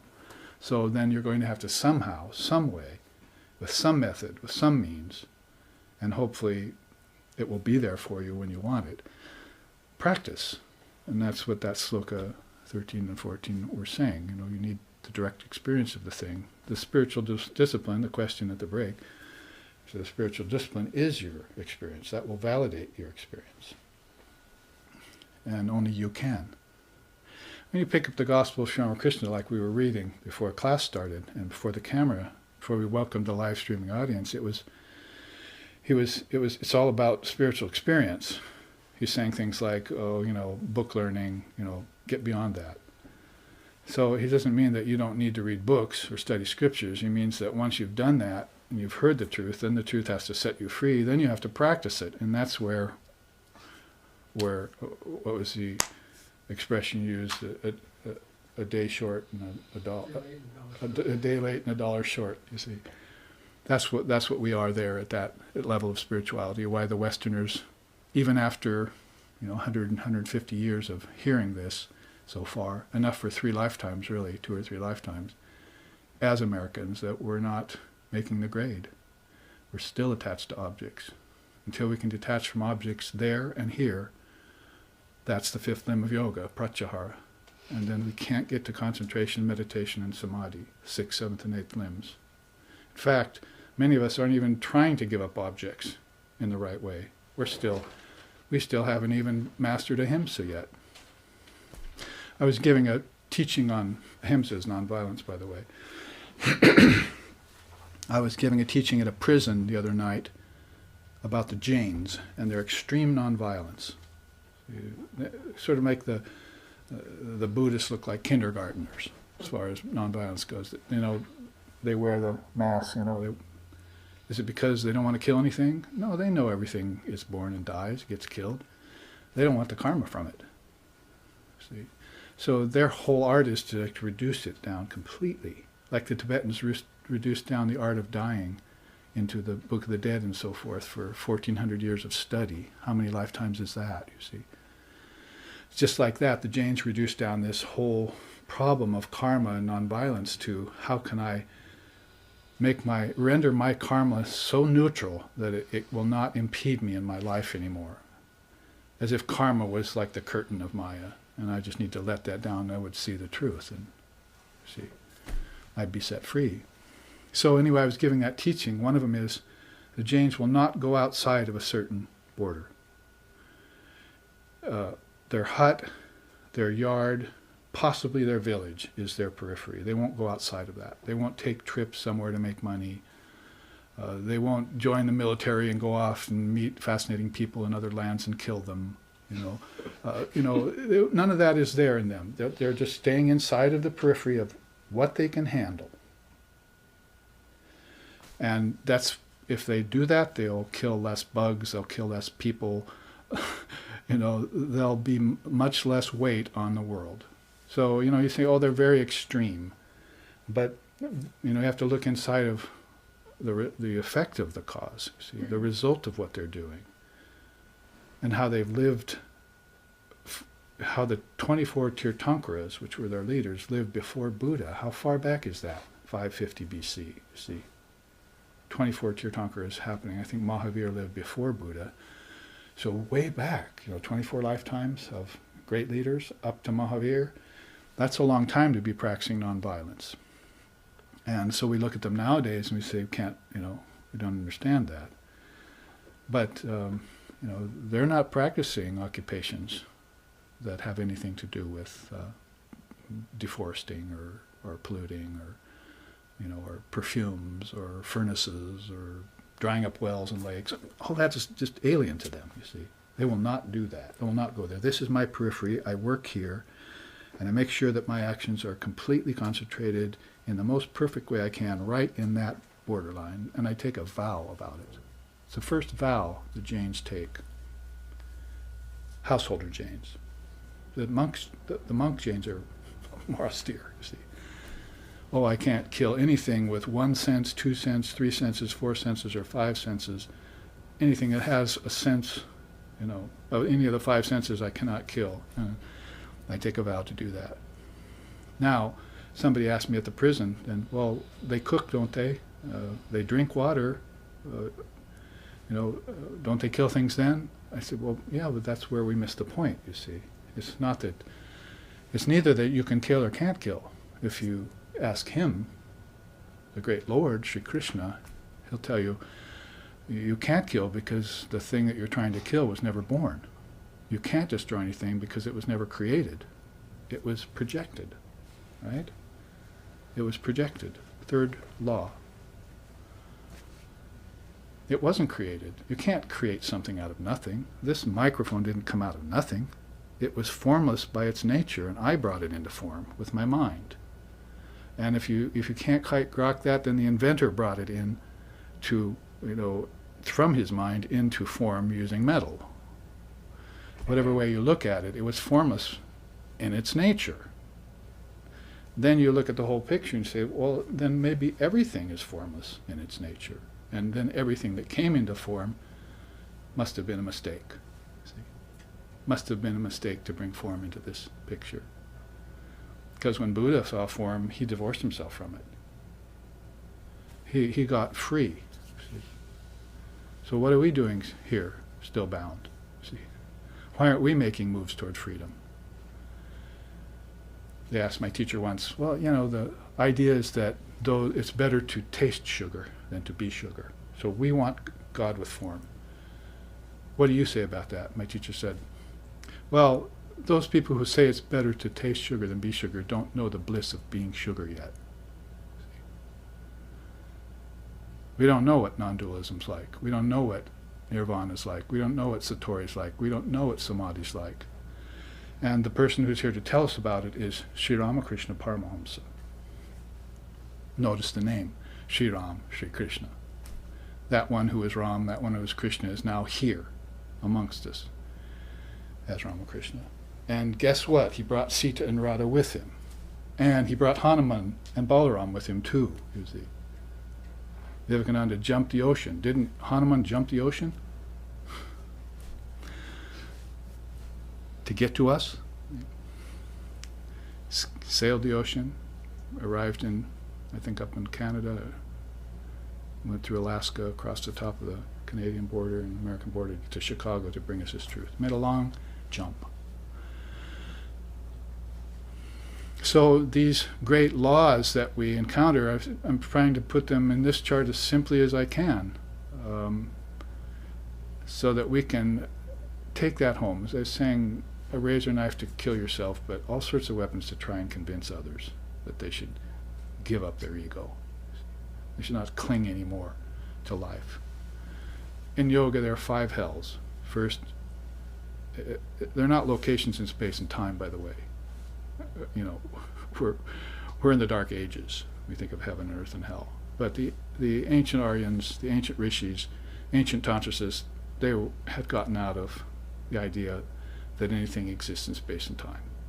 You must be apparent from what I'm saying so far today, even, that that's the way they operate. You see, mind only is the thing.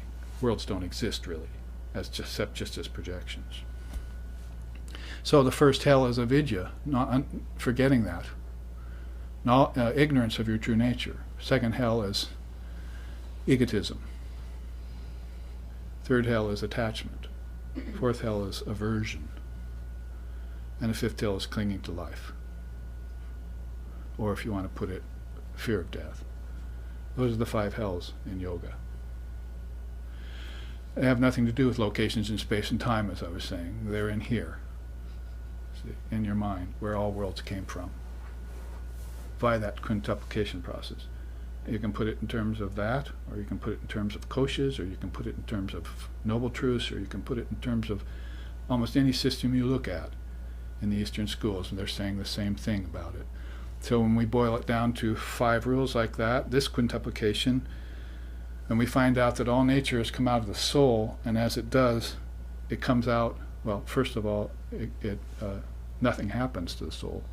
Second, and third of all, it comes out as a projection, not a creation. That's really key. If you want to understand Indian philosophy, or if you hear the ring of truth in it after all these decades, after all these lifetimes, after all this millennia, if you still hear the ring of truth in it, even if you haven't studied it, but you know somehow that it's the most singular thing you ever heard in your life, and you're going to have to ponder it for a while to unwrap it, and the people that brought it, the souls that brought it, then you're going to say, you're going to admire the distinction they make between projection and creation, that you can't create anything out of nothing. You don't get a soul out of dust, for instance. That's purely metaphoric. Purely metaphoric. You're taking the wrong things literally, see, in the Bible. And the right things, you should be taking literally, but you're not. Those, they're symbolic somehow, you see. I have not come to bring peace. I have come to bring a sword. And with that sword I will separate father from mother, husband from wife, and mother from daughter-in-law. I will separate them. Is that, you don't get that, heard that said very much, or unwrapped in Christendom. What about that? What about the teachings of his sword, you see? Not a war sword for crusade purposes, but a sword to separate ignorance, to cut ignorance away from the mind so that you can know the truth and be free. Then you can go to war if you want. See? That's what he's telling him. See? People criticize Krishna. Oh, he told Arjuna to go to war, but they don't know that all the chapters before the Gita and the Mahabharata, Krishna tried everything possible. The Lord in the human form tried everything possible to stop the Kurukshetra war, and it would not happen. It was destined to happen.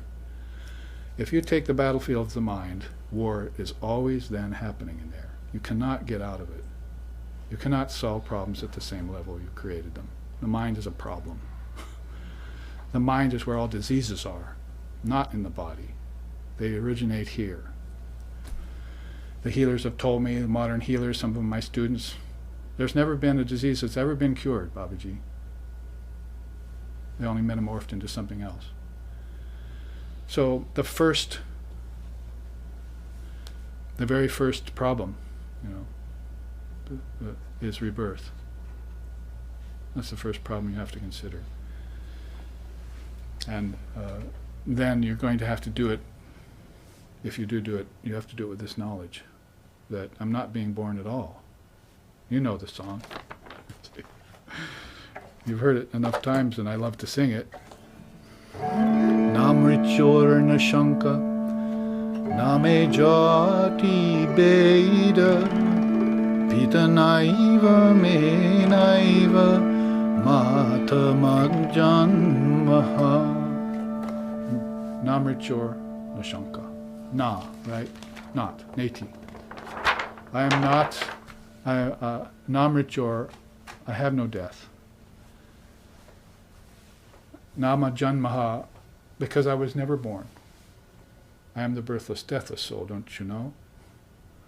And so are you. I and my Father are one, and be thee perfect as thy Father in heaven is perfect. And liable of liable, it's the greatest sin to call another a sinner.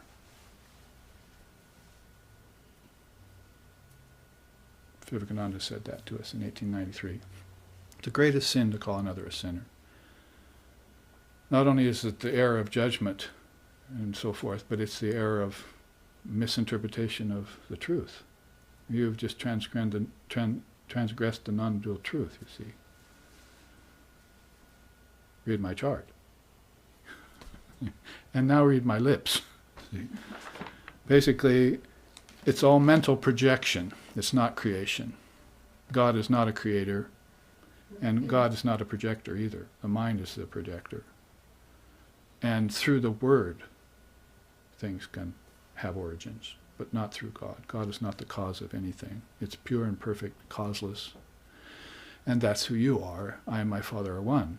So now take up what all of this from the cosmic mind down, cosmic, collective, and individual mind down, and all the fives that happen, and all the triputis that solve them, and all the dualities that are problematic, and render them back into the mind, and then transcend the mind. Mind is the source of all problem. It's the source of all solutions too. But far beyond problems and solutions is God.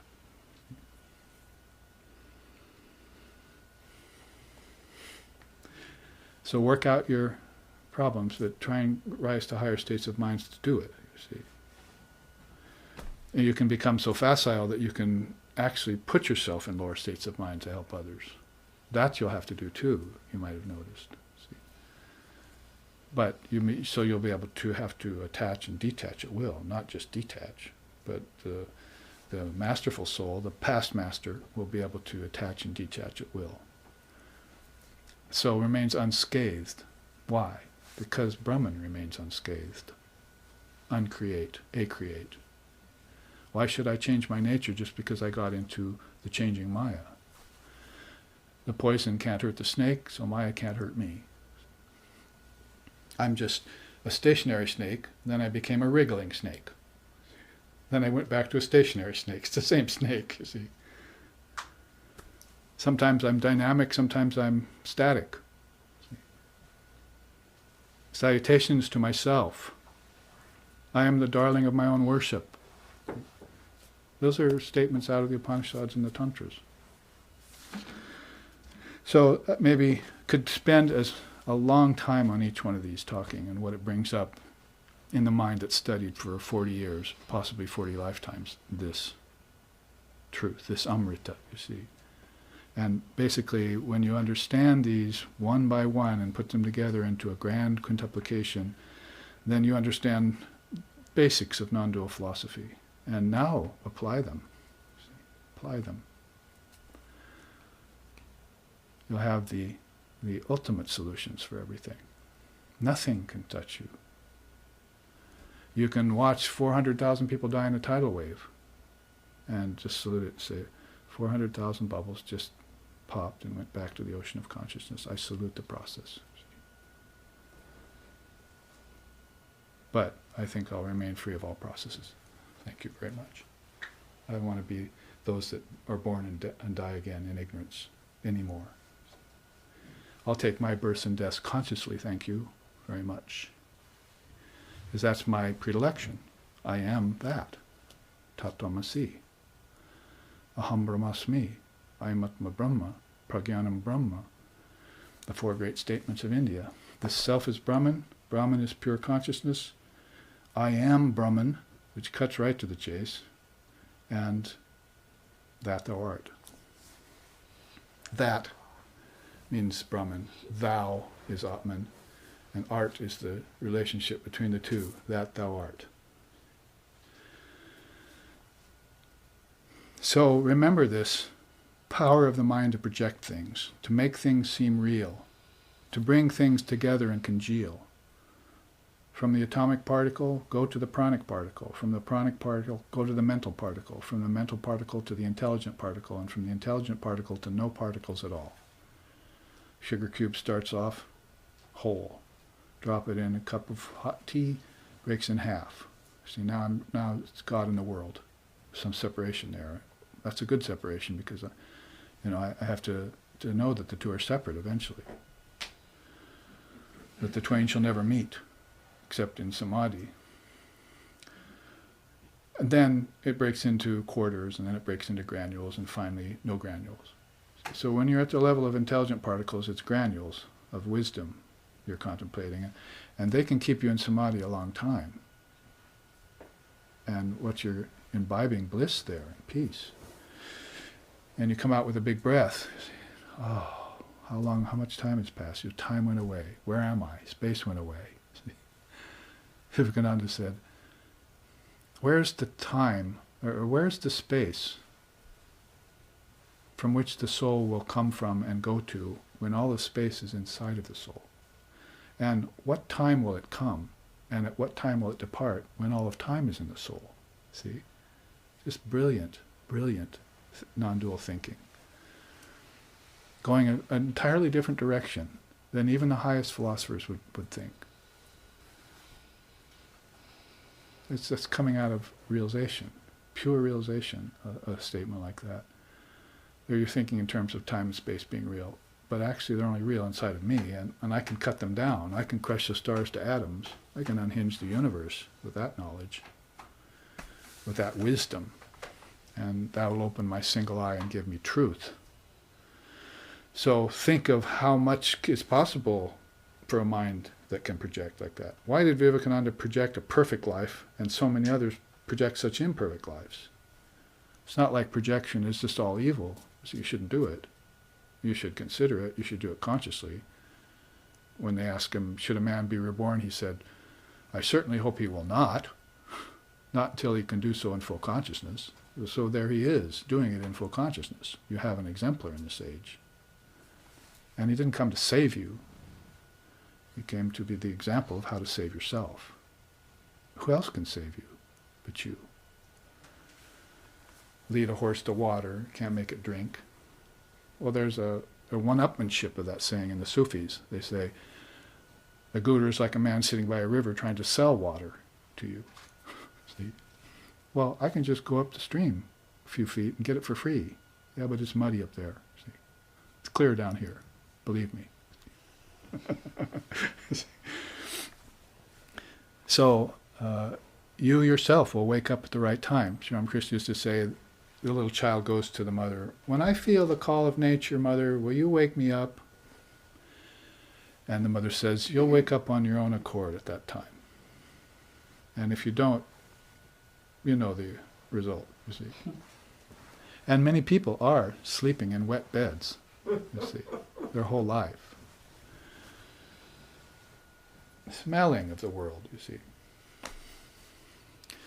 So to wake up is up to you. Really, it's up to you. And the exemplars will help you do that. You can take, they're not crutches, they're aids. But you have to find authentic ones. And there's a whole host of charades. Just open the internet and you'll see. If they're after money, if they're after power, if they're after wealth, eschew them. And My teacher, he wouldn't even put the name of his ashram in the phone book. No newspaper blazoning, he said. He wouldn't, for the whole time that Vedanta Society, and it's still existing up there on Mount Savania, Mount Tabor. I was raised at Mount Savania. For the full time it was in existence, and it still is, not one ad. You see, the address, you couldn't even find it in the phone book. I know there was a Vedanta Society of Portland somewhere here. Mother brings those people whom she chooses to the truth. And it's a law written in stone. And the spiritual materialists, the fire-darting reformers, they bring unworthy souls. You can't save a scorpion. Reach down in there, pick it up, it stings you. You drop it back in the puddle, it starts drowning. You reach back in, pick it up, it stings you, you drop it again. It's its nature to sting, and it's your nature to save. What's the way out of that? Some man standing next to you says, why don't you just let the thing drown? It's evil. I asked Lex about that, and he said, like Six in our founder, he said, he should have listened to that man. The man who was trying to save the scorpion was a fool. He should have listened to the man next to him who had a pair of gloves in one pocket and a tweezers in the other. Right. But the real problem is once you pick it up with the tweezers or with gloves on, it's still going on trying to sting you. What do you do with it? Can you really save it? You have to free it back into earth. Only thousands of years of evolution will purify a creature like that. Man is driven towards God by suffering, when God's beauty should have drawn him. See? God's beauty should have drawn you, and it's what's drawing you now to Vedanta and so forth. But your suffering is a whiplash of pain that's always driving you towards that, you see. So through many lifetimes, Krishna says in the Gita, those souls are purified, till finally they are born in the houses of moral and ethical people, and there they begin learning higher laws. Then they're born in the house of rishis or yogis, and they start learning the Dharma. And then in one lifetime they find the truth, and the truth sets them free. And then they turn and try and help others. Some of them disappear forever. Some of them turn back and try and help others. And they're both great. Both those souls are great. Those that turn to help others have to know, see, that suffering is unreal, that sin is unreal. That's why you resist not sin, resist not evil, because it's not real. If you resist it, a couple 100, 500 years later, you've got an incarnate devil on your heels, you see. Yeah. Got a pitchfork and a horned tail, and he's red. You brought him into existence from your own mind, and he becomes real to you. But it's all superstition. You have to outgrow it.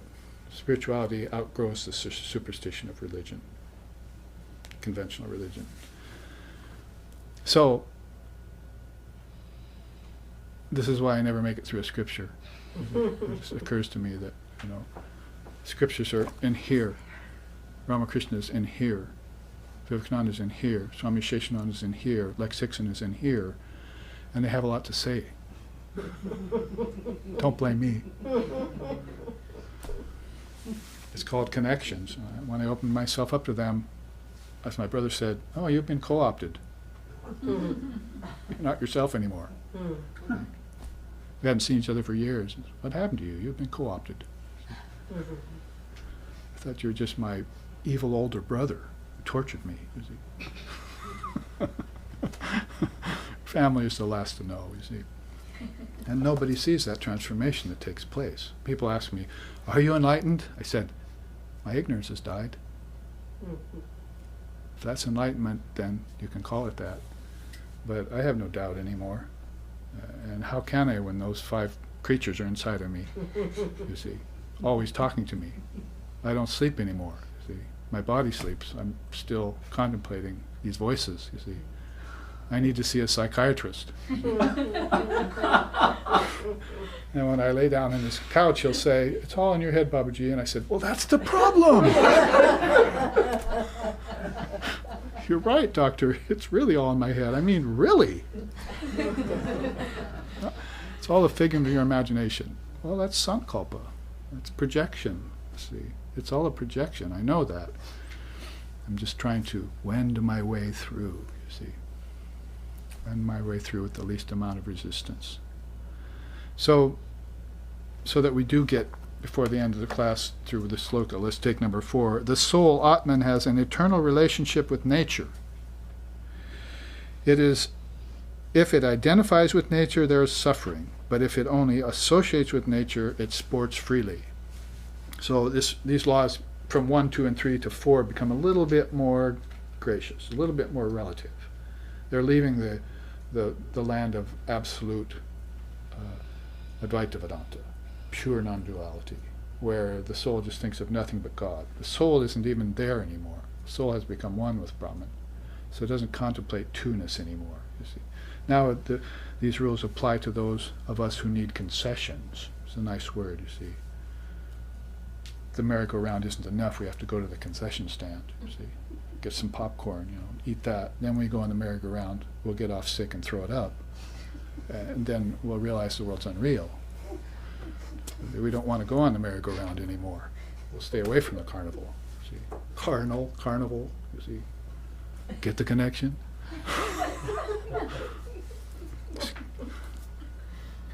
Lex, get out of my head. So you have an eternal relationship with nature. So that kind of, it gives you a concession, doesn't it? I mean, you can't just say, "Oh, I renounce the world, I renounce nature, I take the formless, and that doesn't exist anymore for me," because it comes dancing back, or it may have to come dancing back so that you can descend into it to be of help to others, to serve others as God. You never serve them as people. You serve them as God. If you serve them as people, they tend to remain people. Human. In the West, in America particularly, we're sort of romantic and sentimental about being human. We have all the human faults, so that makes us ordinary, so let's get together and celebrate Maya, you see. I'll bring some of my Maya, you bring some of your Maya, and it'll be a great party of delusion. And it'll continue on and on. But we have to look for the divine in us. The tantric teachings have that way of, one of the great things to learn from Tantra is that there are 3 levels of human being here. The pasus, who are animalistic, the heroes, who are heroes, that is virya, they are heroes, and then the daiva, the divine ones. So those 3 levels of humanity you'll find. You see, you could be basically the seers, the warriors, and the workers, you might say. You see. So if there are pasu here, animalistic, then maybe some of those animalistic tendencies are still in me. You see, so I have to take that out and look at it. You see, how can I transcend my animalism? So by somebody treating me divine, by somebody appealing to my perfect nature instead of appealing to my sinful nature. And that's why Ramakrishna couldn't hear the Bible for very long. It's speaking too much about sin, he says. Man should never hear about sin. He should only hear about his divine nature and contemplate that.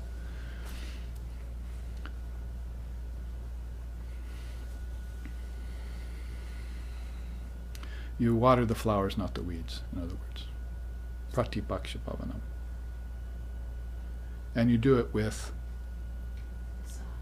utsaha, she says. She remembers from 2 weeks ago, or 1 week ago. Utsaha, you do it with enthusiasm. Yeah. What is that? There's a nice saying about that in the West.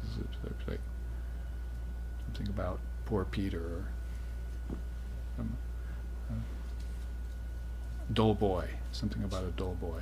Right? All work and no play. All work and no play, right? So maybe playfulness is sport, you see. So there's enough playfulness about worldly things, and then you get burned. But this playfulness in the spirit, has a different effect. The fruits of spiritual life are different than the fruits of worldly life. And you don't see them happening. You can't pick them off trees and eat them, you see, rotten or ripe, worm or no worm, you see. But the fruits of spiritual life tend to go inside and have a long range effect on you from inside out. Like the mantra in your mind, it's a seed the Guru planted, and it starts to grow into a tree. You water it with the tears of your devotion. And then pretty soon, as the song sings, Abai pade pransho pechi kalinam kalpataru hridaye ropan, and so forth. Hridaya is heart. I've planted the wish-fulfilling tree, kalpataru, in my heart. And when death comes, I'll open and I'll show it to him, and he'll run away in fear. He'll know I'm birthless, deathless. He'll know that I know that I'm birthless, deathless. If he knows that I don't know I'm birthless and deathless, then he'll take me. There's another song in India that says, "O mind, you're just a sparkling little fish, sporting on the surface of the waters of relativity, where death is granted as fishing grounds. Quick, quick, dive deep, where death's net cannot reach you." How about that for lyrics for a song? Or is it, shake it up, baby? Shake your booty. No, open your booty. Your booty means intelligence. Buddha was named after.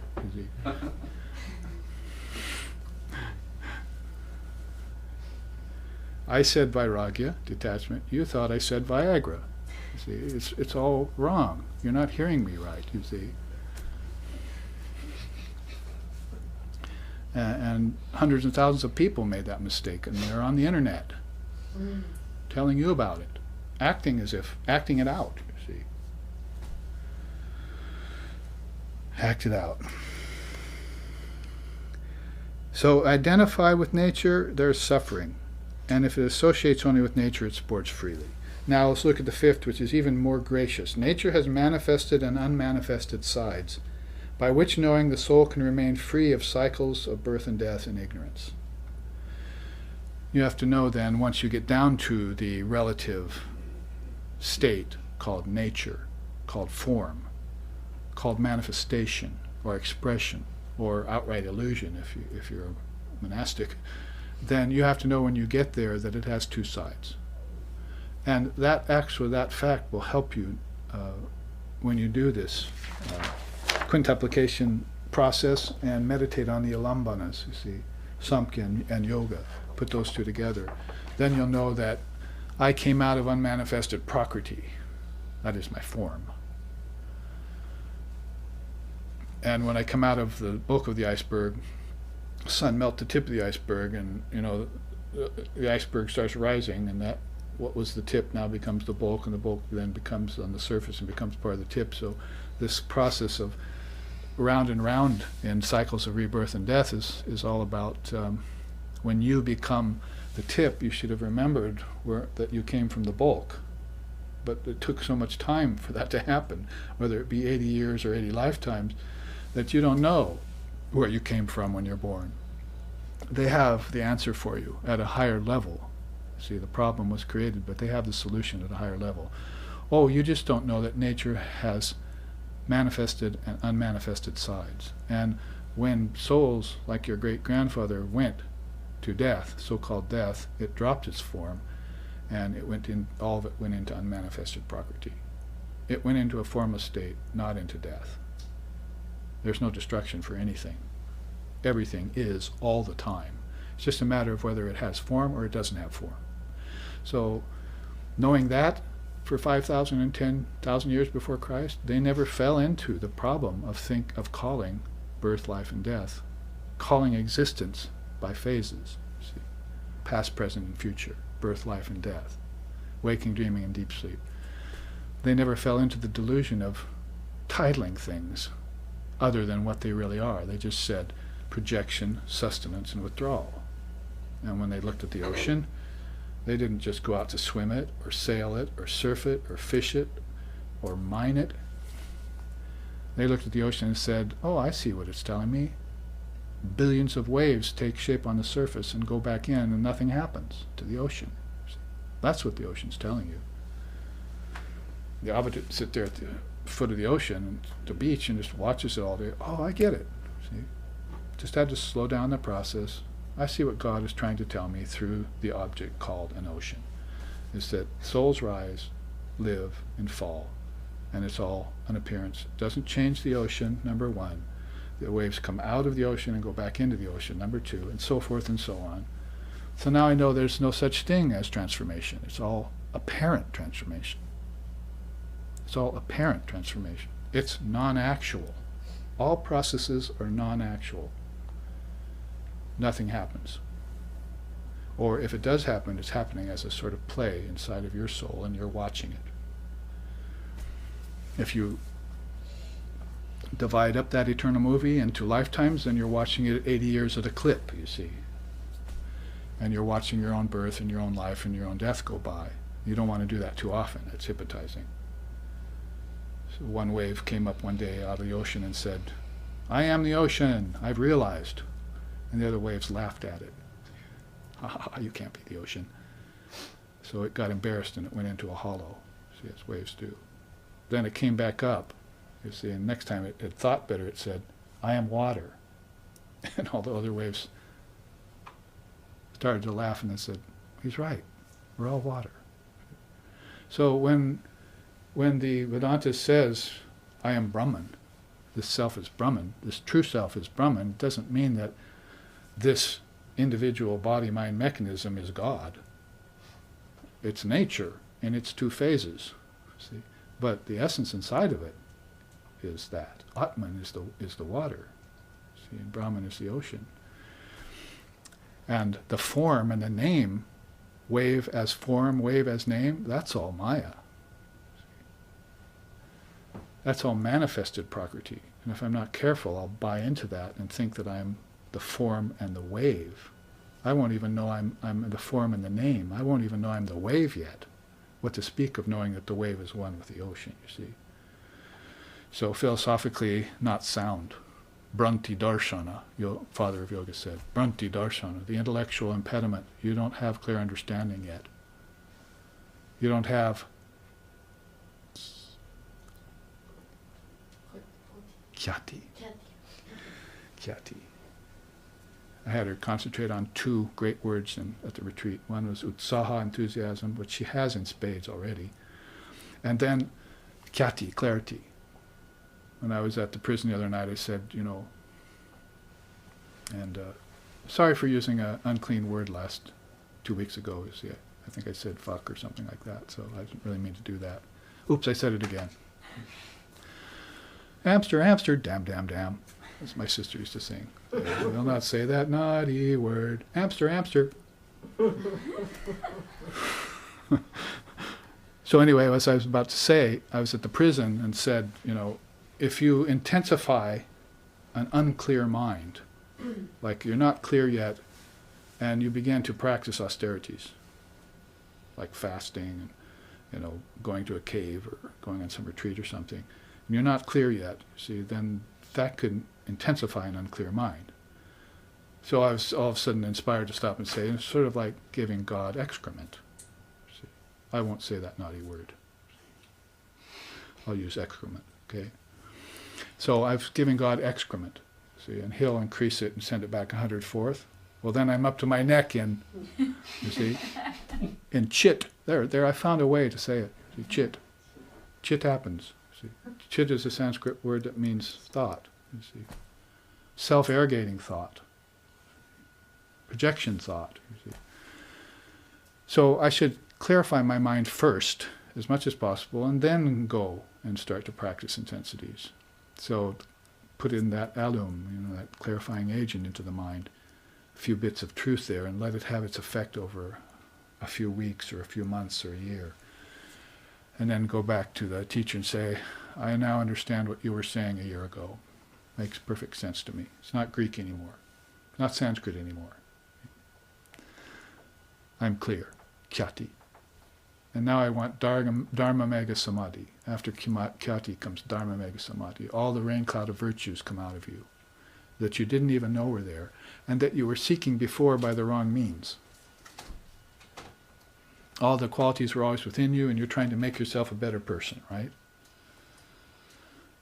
But if you just get clear about these things, then who you are comes to the fore. We chanted that, Satyena labhyastapasa hyesa atma samyag gyanena brahmacharyena nityam. See?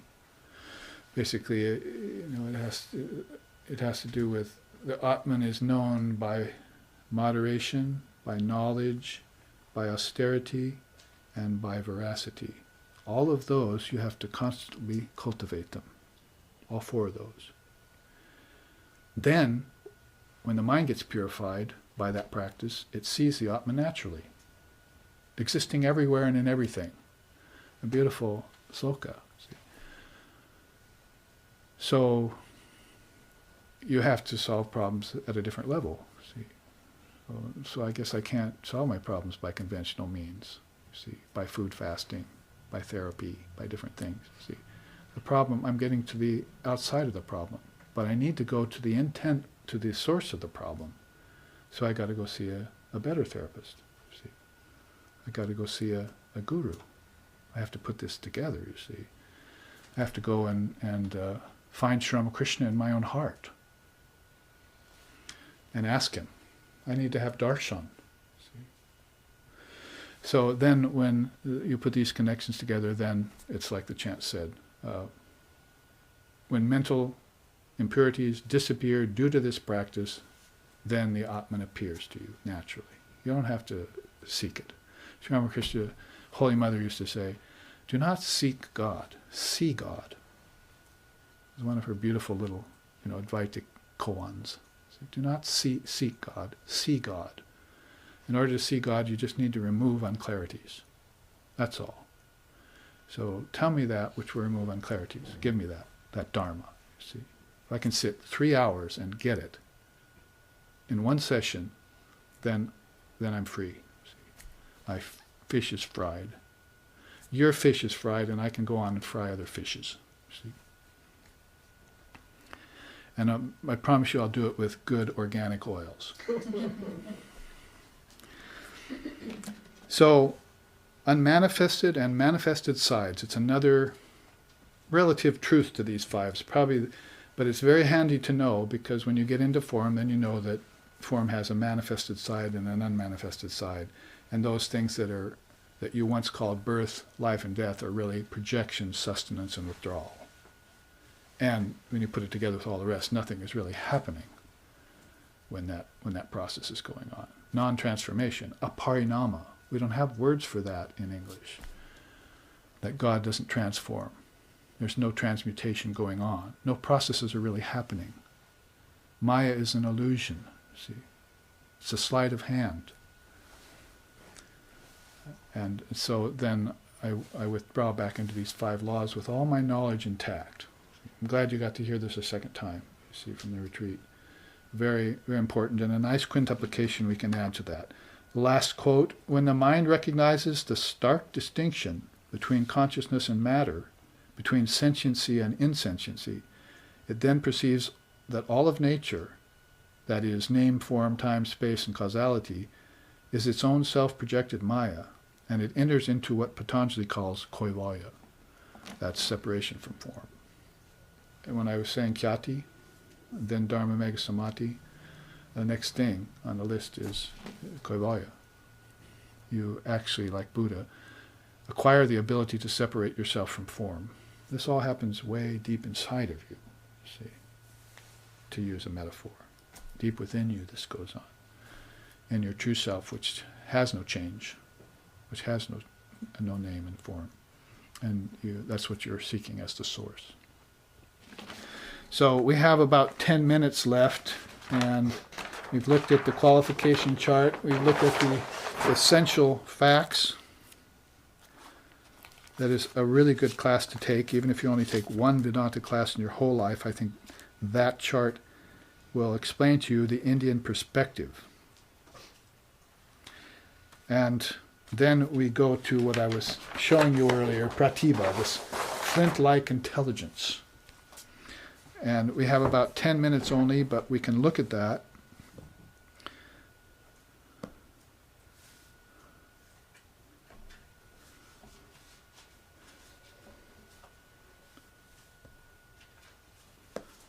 And,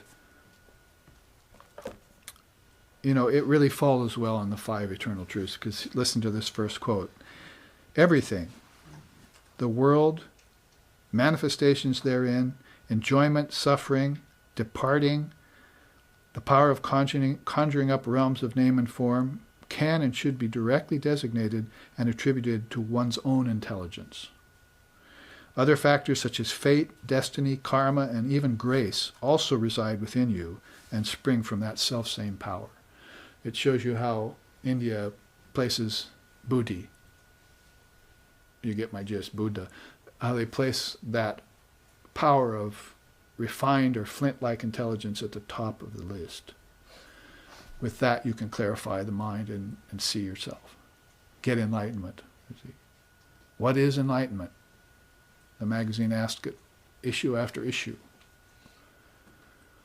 Vedanta Siddhanta Niruktiresha Brahmaiva Jivaham Sakalam Jagadcha Akanda Rupa Stita Eva Moksho, enlightenment.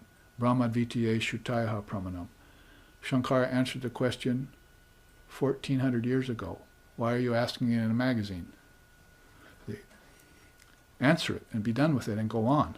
See, that is, living in constant recognition that time, space, living beings, and the world are all Brahman is called enlightenment. So come to that definitive realization, which is the Agya Chakra, you see, thine eye be single, the wisdom eye. In 7 different religions I found slokas and sutras about the wisdom eye. 7 different religions. You don't think this is a kind of a powerful thing here that you're dealing with, you see? This tends to make you start to leave everything behind. You see, if you concentrate too long here. Just, see. Form starts to dissolve. Form is very apparent down here. Eating, drinking, and sex life, as Ramakrishna called. But here, you hear the sound of Om, and here you begin to hear the truth and share it with others, and then here, you know, the whole shooting match begins to dissolve. So that's what this power of intelligence is about.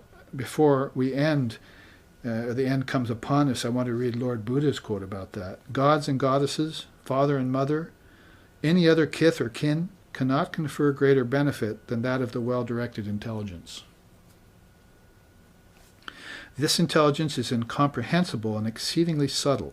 It wanders wherever and whenever it desires. Therefore, the wise ones carefully watch over this intelligence, which resides in the cavern of the heart, and utilize it to free themselves from the shackles of Mara, which might as well be his name for Maya. Mara was devilish, the devilish things he found, that Christ, when he meditated in the wilderness, found devilish things, so he said, "Get thee behind me." So Buddha had that same experience 550 years before Christ sat in the wilderness, and had that experience of Mara, see, devilish things. And he had to go through a lot of contemplative process to transcend that in his own mind, see, and get to this buddhi, this supreme intelligence that he was well named for. So don't just take my word for it. You see, Lord Buddha, 2,500 years ago, was saying much the same thing. In fact, one of his beautiful quotes is, "Architect of Maya, I have seen you. Now I will not build any more houses. I won't build houses of wood and stone. I won't build houses of flesh and bone. I won't build houses of wise conception." See, projection of mind. And so that was one of his very powerful statements about Mara. See, this projection. How we build houses without knowing who the builder is. See, we architect the whole plans inside our own mind and then burn them along the way. See, I've always thought it's like those Disney cartoons in the early days, where the wizard, you see, has a wand. See, and then he creates a beautiful world. He gets enchanted by his own world and steps into it, but he left the wand outside, so he can't destroy the illusion he created. See? That's like people in the illusion of Maya in these houses that they built.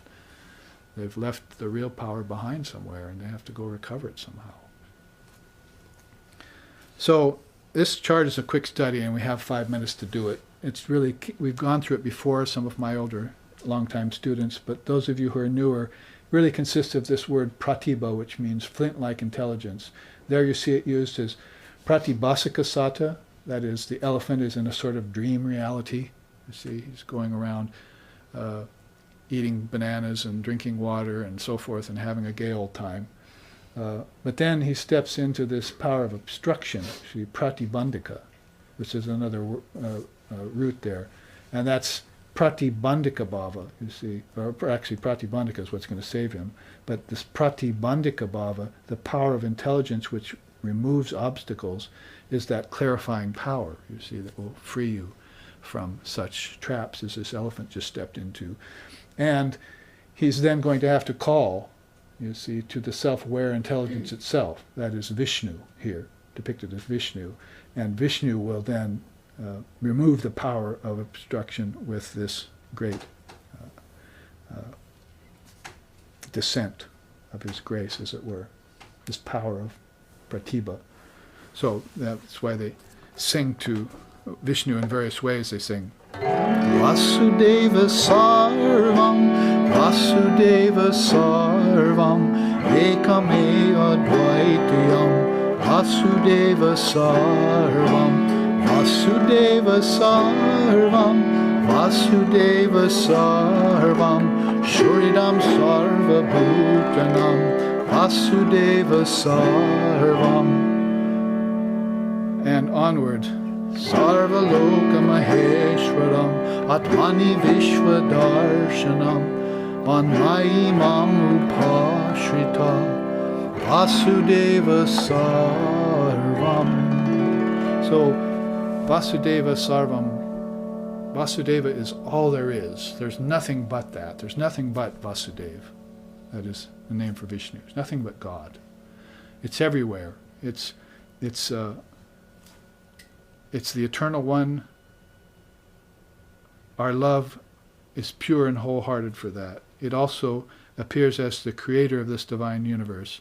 It also confers supreme blessings, and may our trust in it be absolute and undivided. So that one power of all is Vasudeva. So then all souls will look toward God with form, you see, in order, when they've come upon the power of obstacles, problem of obstacles, and then they can have an ideal, an exemplar, and remove that power and live in a dharmic lifestyle and so forth. So those 4 principles on this chart, all coming out of flint-like intelligence that is in you, and you just need to take it out of the river and strike sparks with it. It's so powerful that it'll strike sparks even when it's wet, like flint does. Take flint out of a river, piece of flint, and even when it's wet, strike it on another object, another stone, and it'll strike sparks. So it's got that kind of resilience to it, that if it's kept in the world for 100 lifetimes, and you find it and use it, which has been sort of the tone and tenor of this class, make sure that you use these bits and kernels of non-dual truth in practice, and then Maya will disappear, as it was never present in the first place. You projected it along with everything else. It's like the explorer enters the cave, but the cave has been dark for 1,000 years. And then he enters it with a torch. See? Does it take 1,000 years for the darkness to go away? It's gone in an instant. So that's pratibha, that flint-like power of your own intelligence, buddhi. And we need to find that, even if it's deep in the river of Maya, bring it to the surface, and let it radiate its sparks for us, for the good of all, and for the good of ourselves, and for the good of all other beings. So let's end here with a chant, because we have run short of time.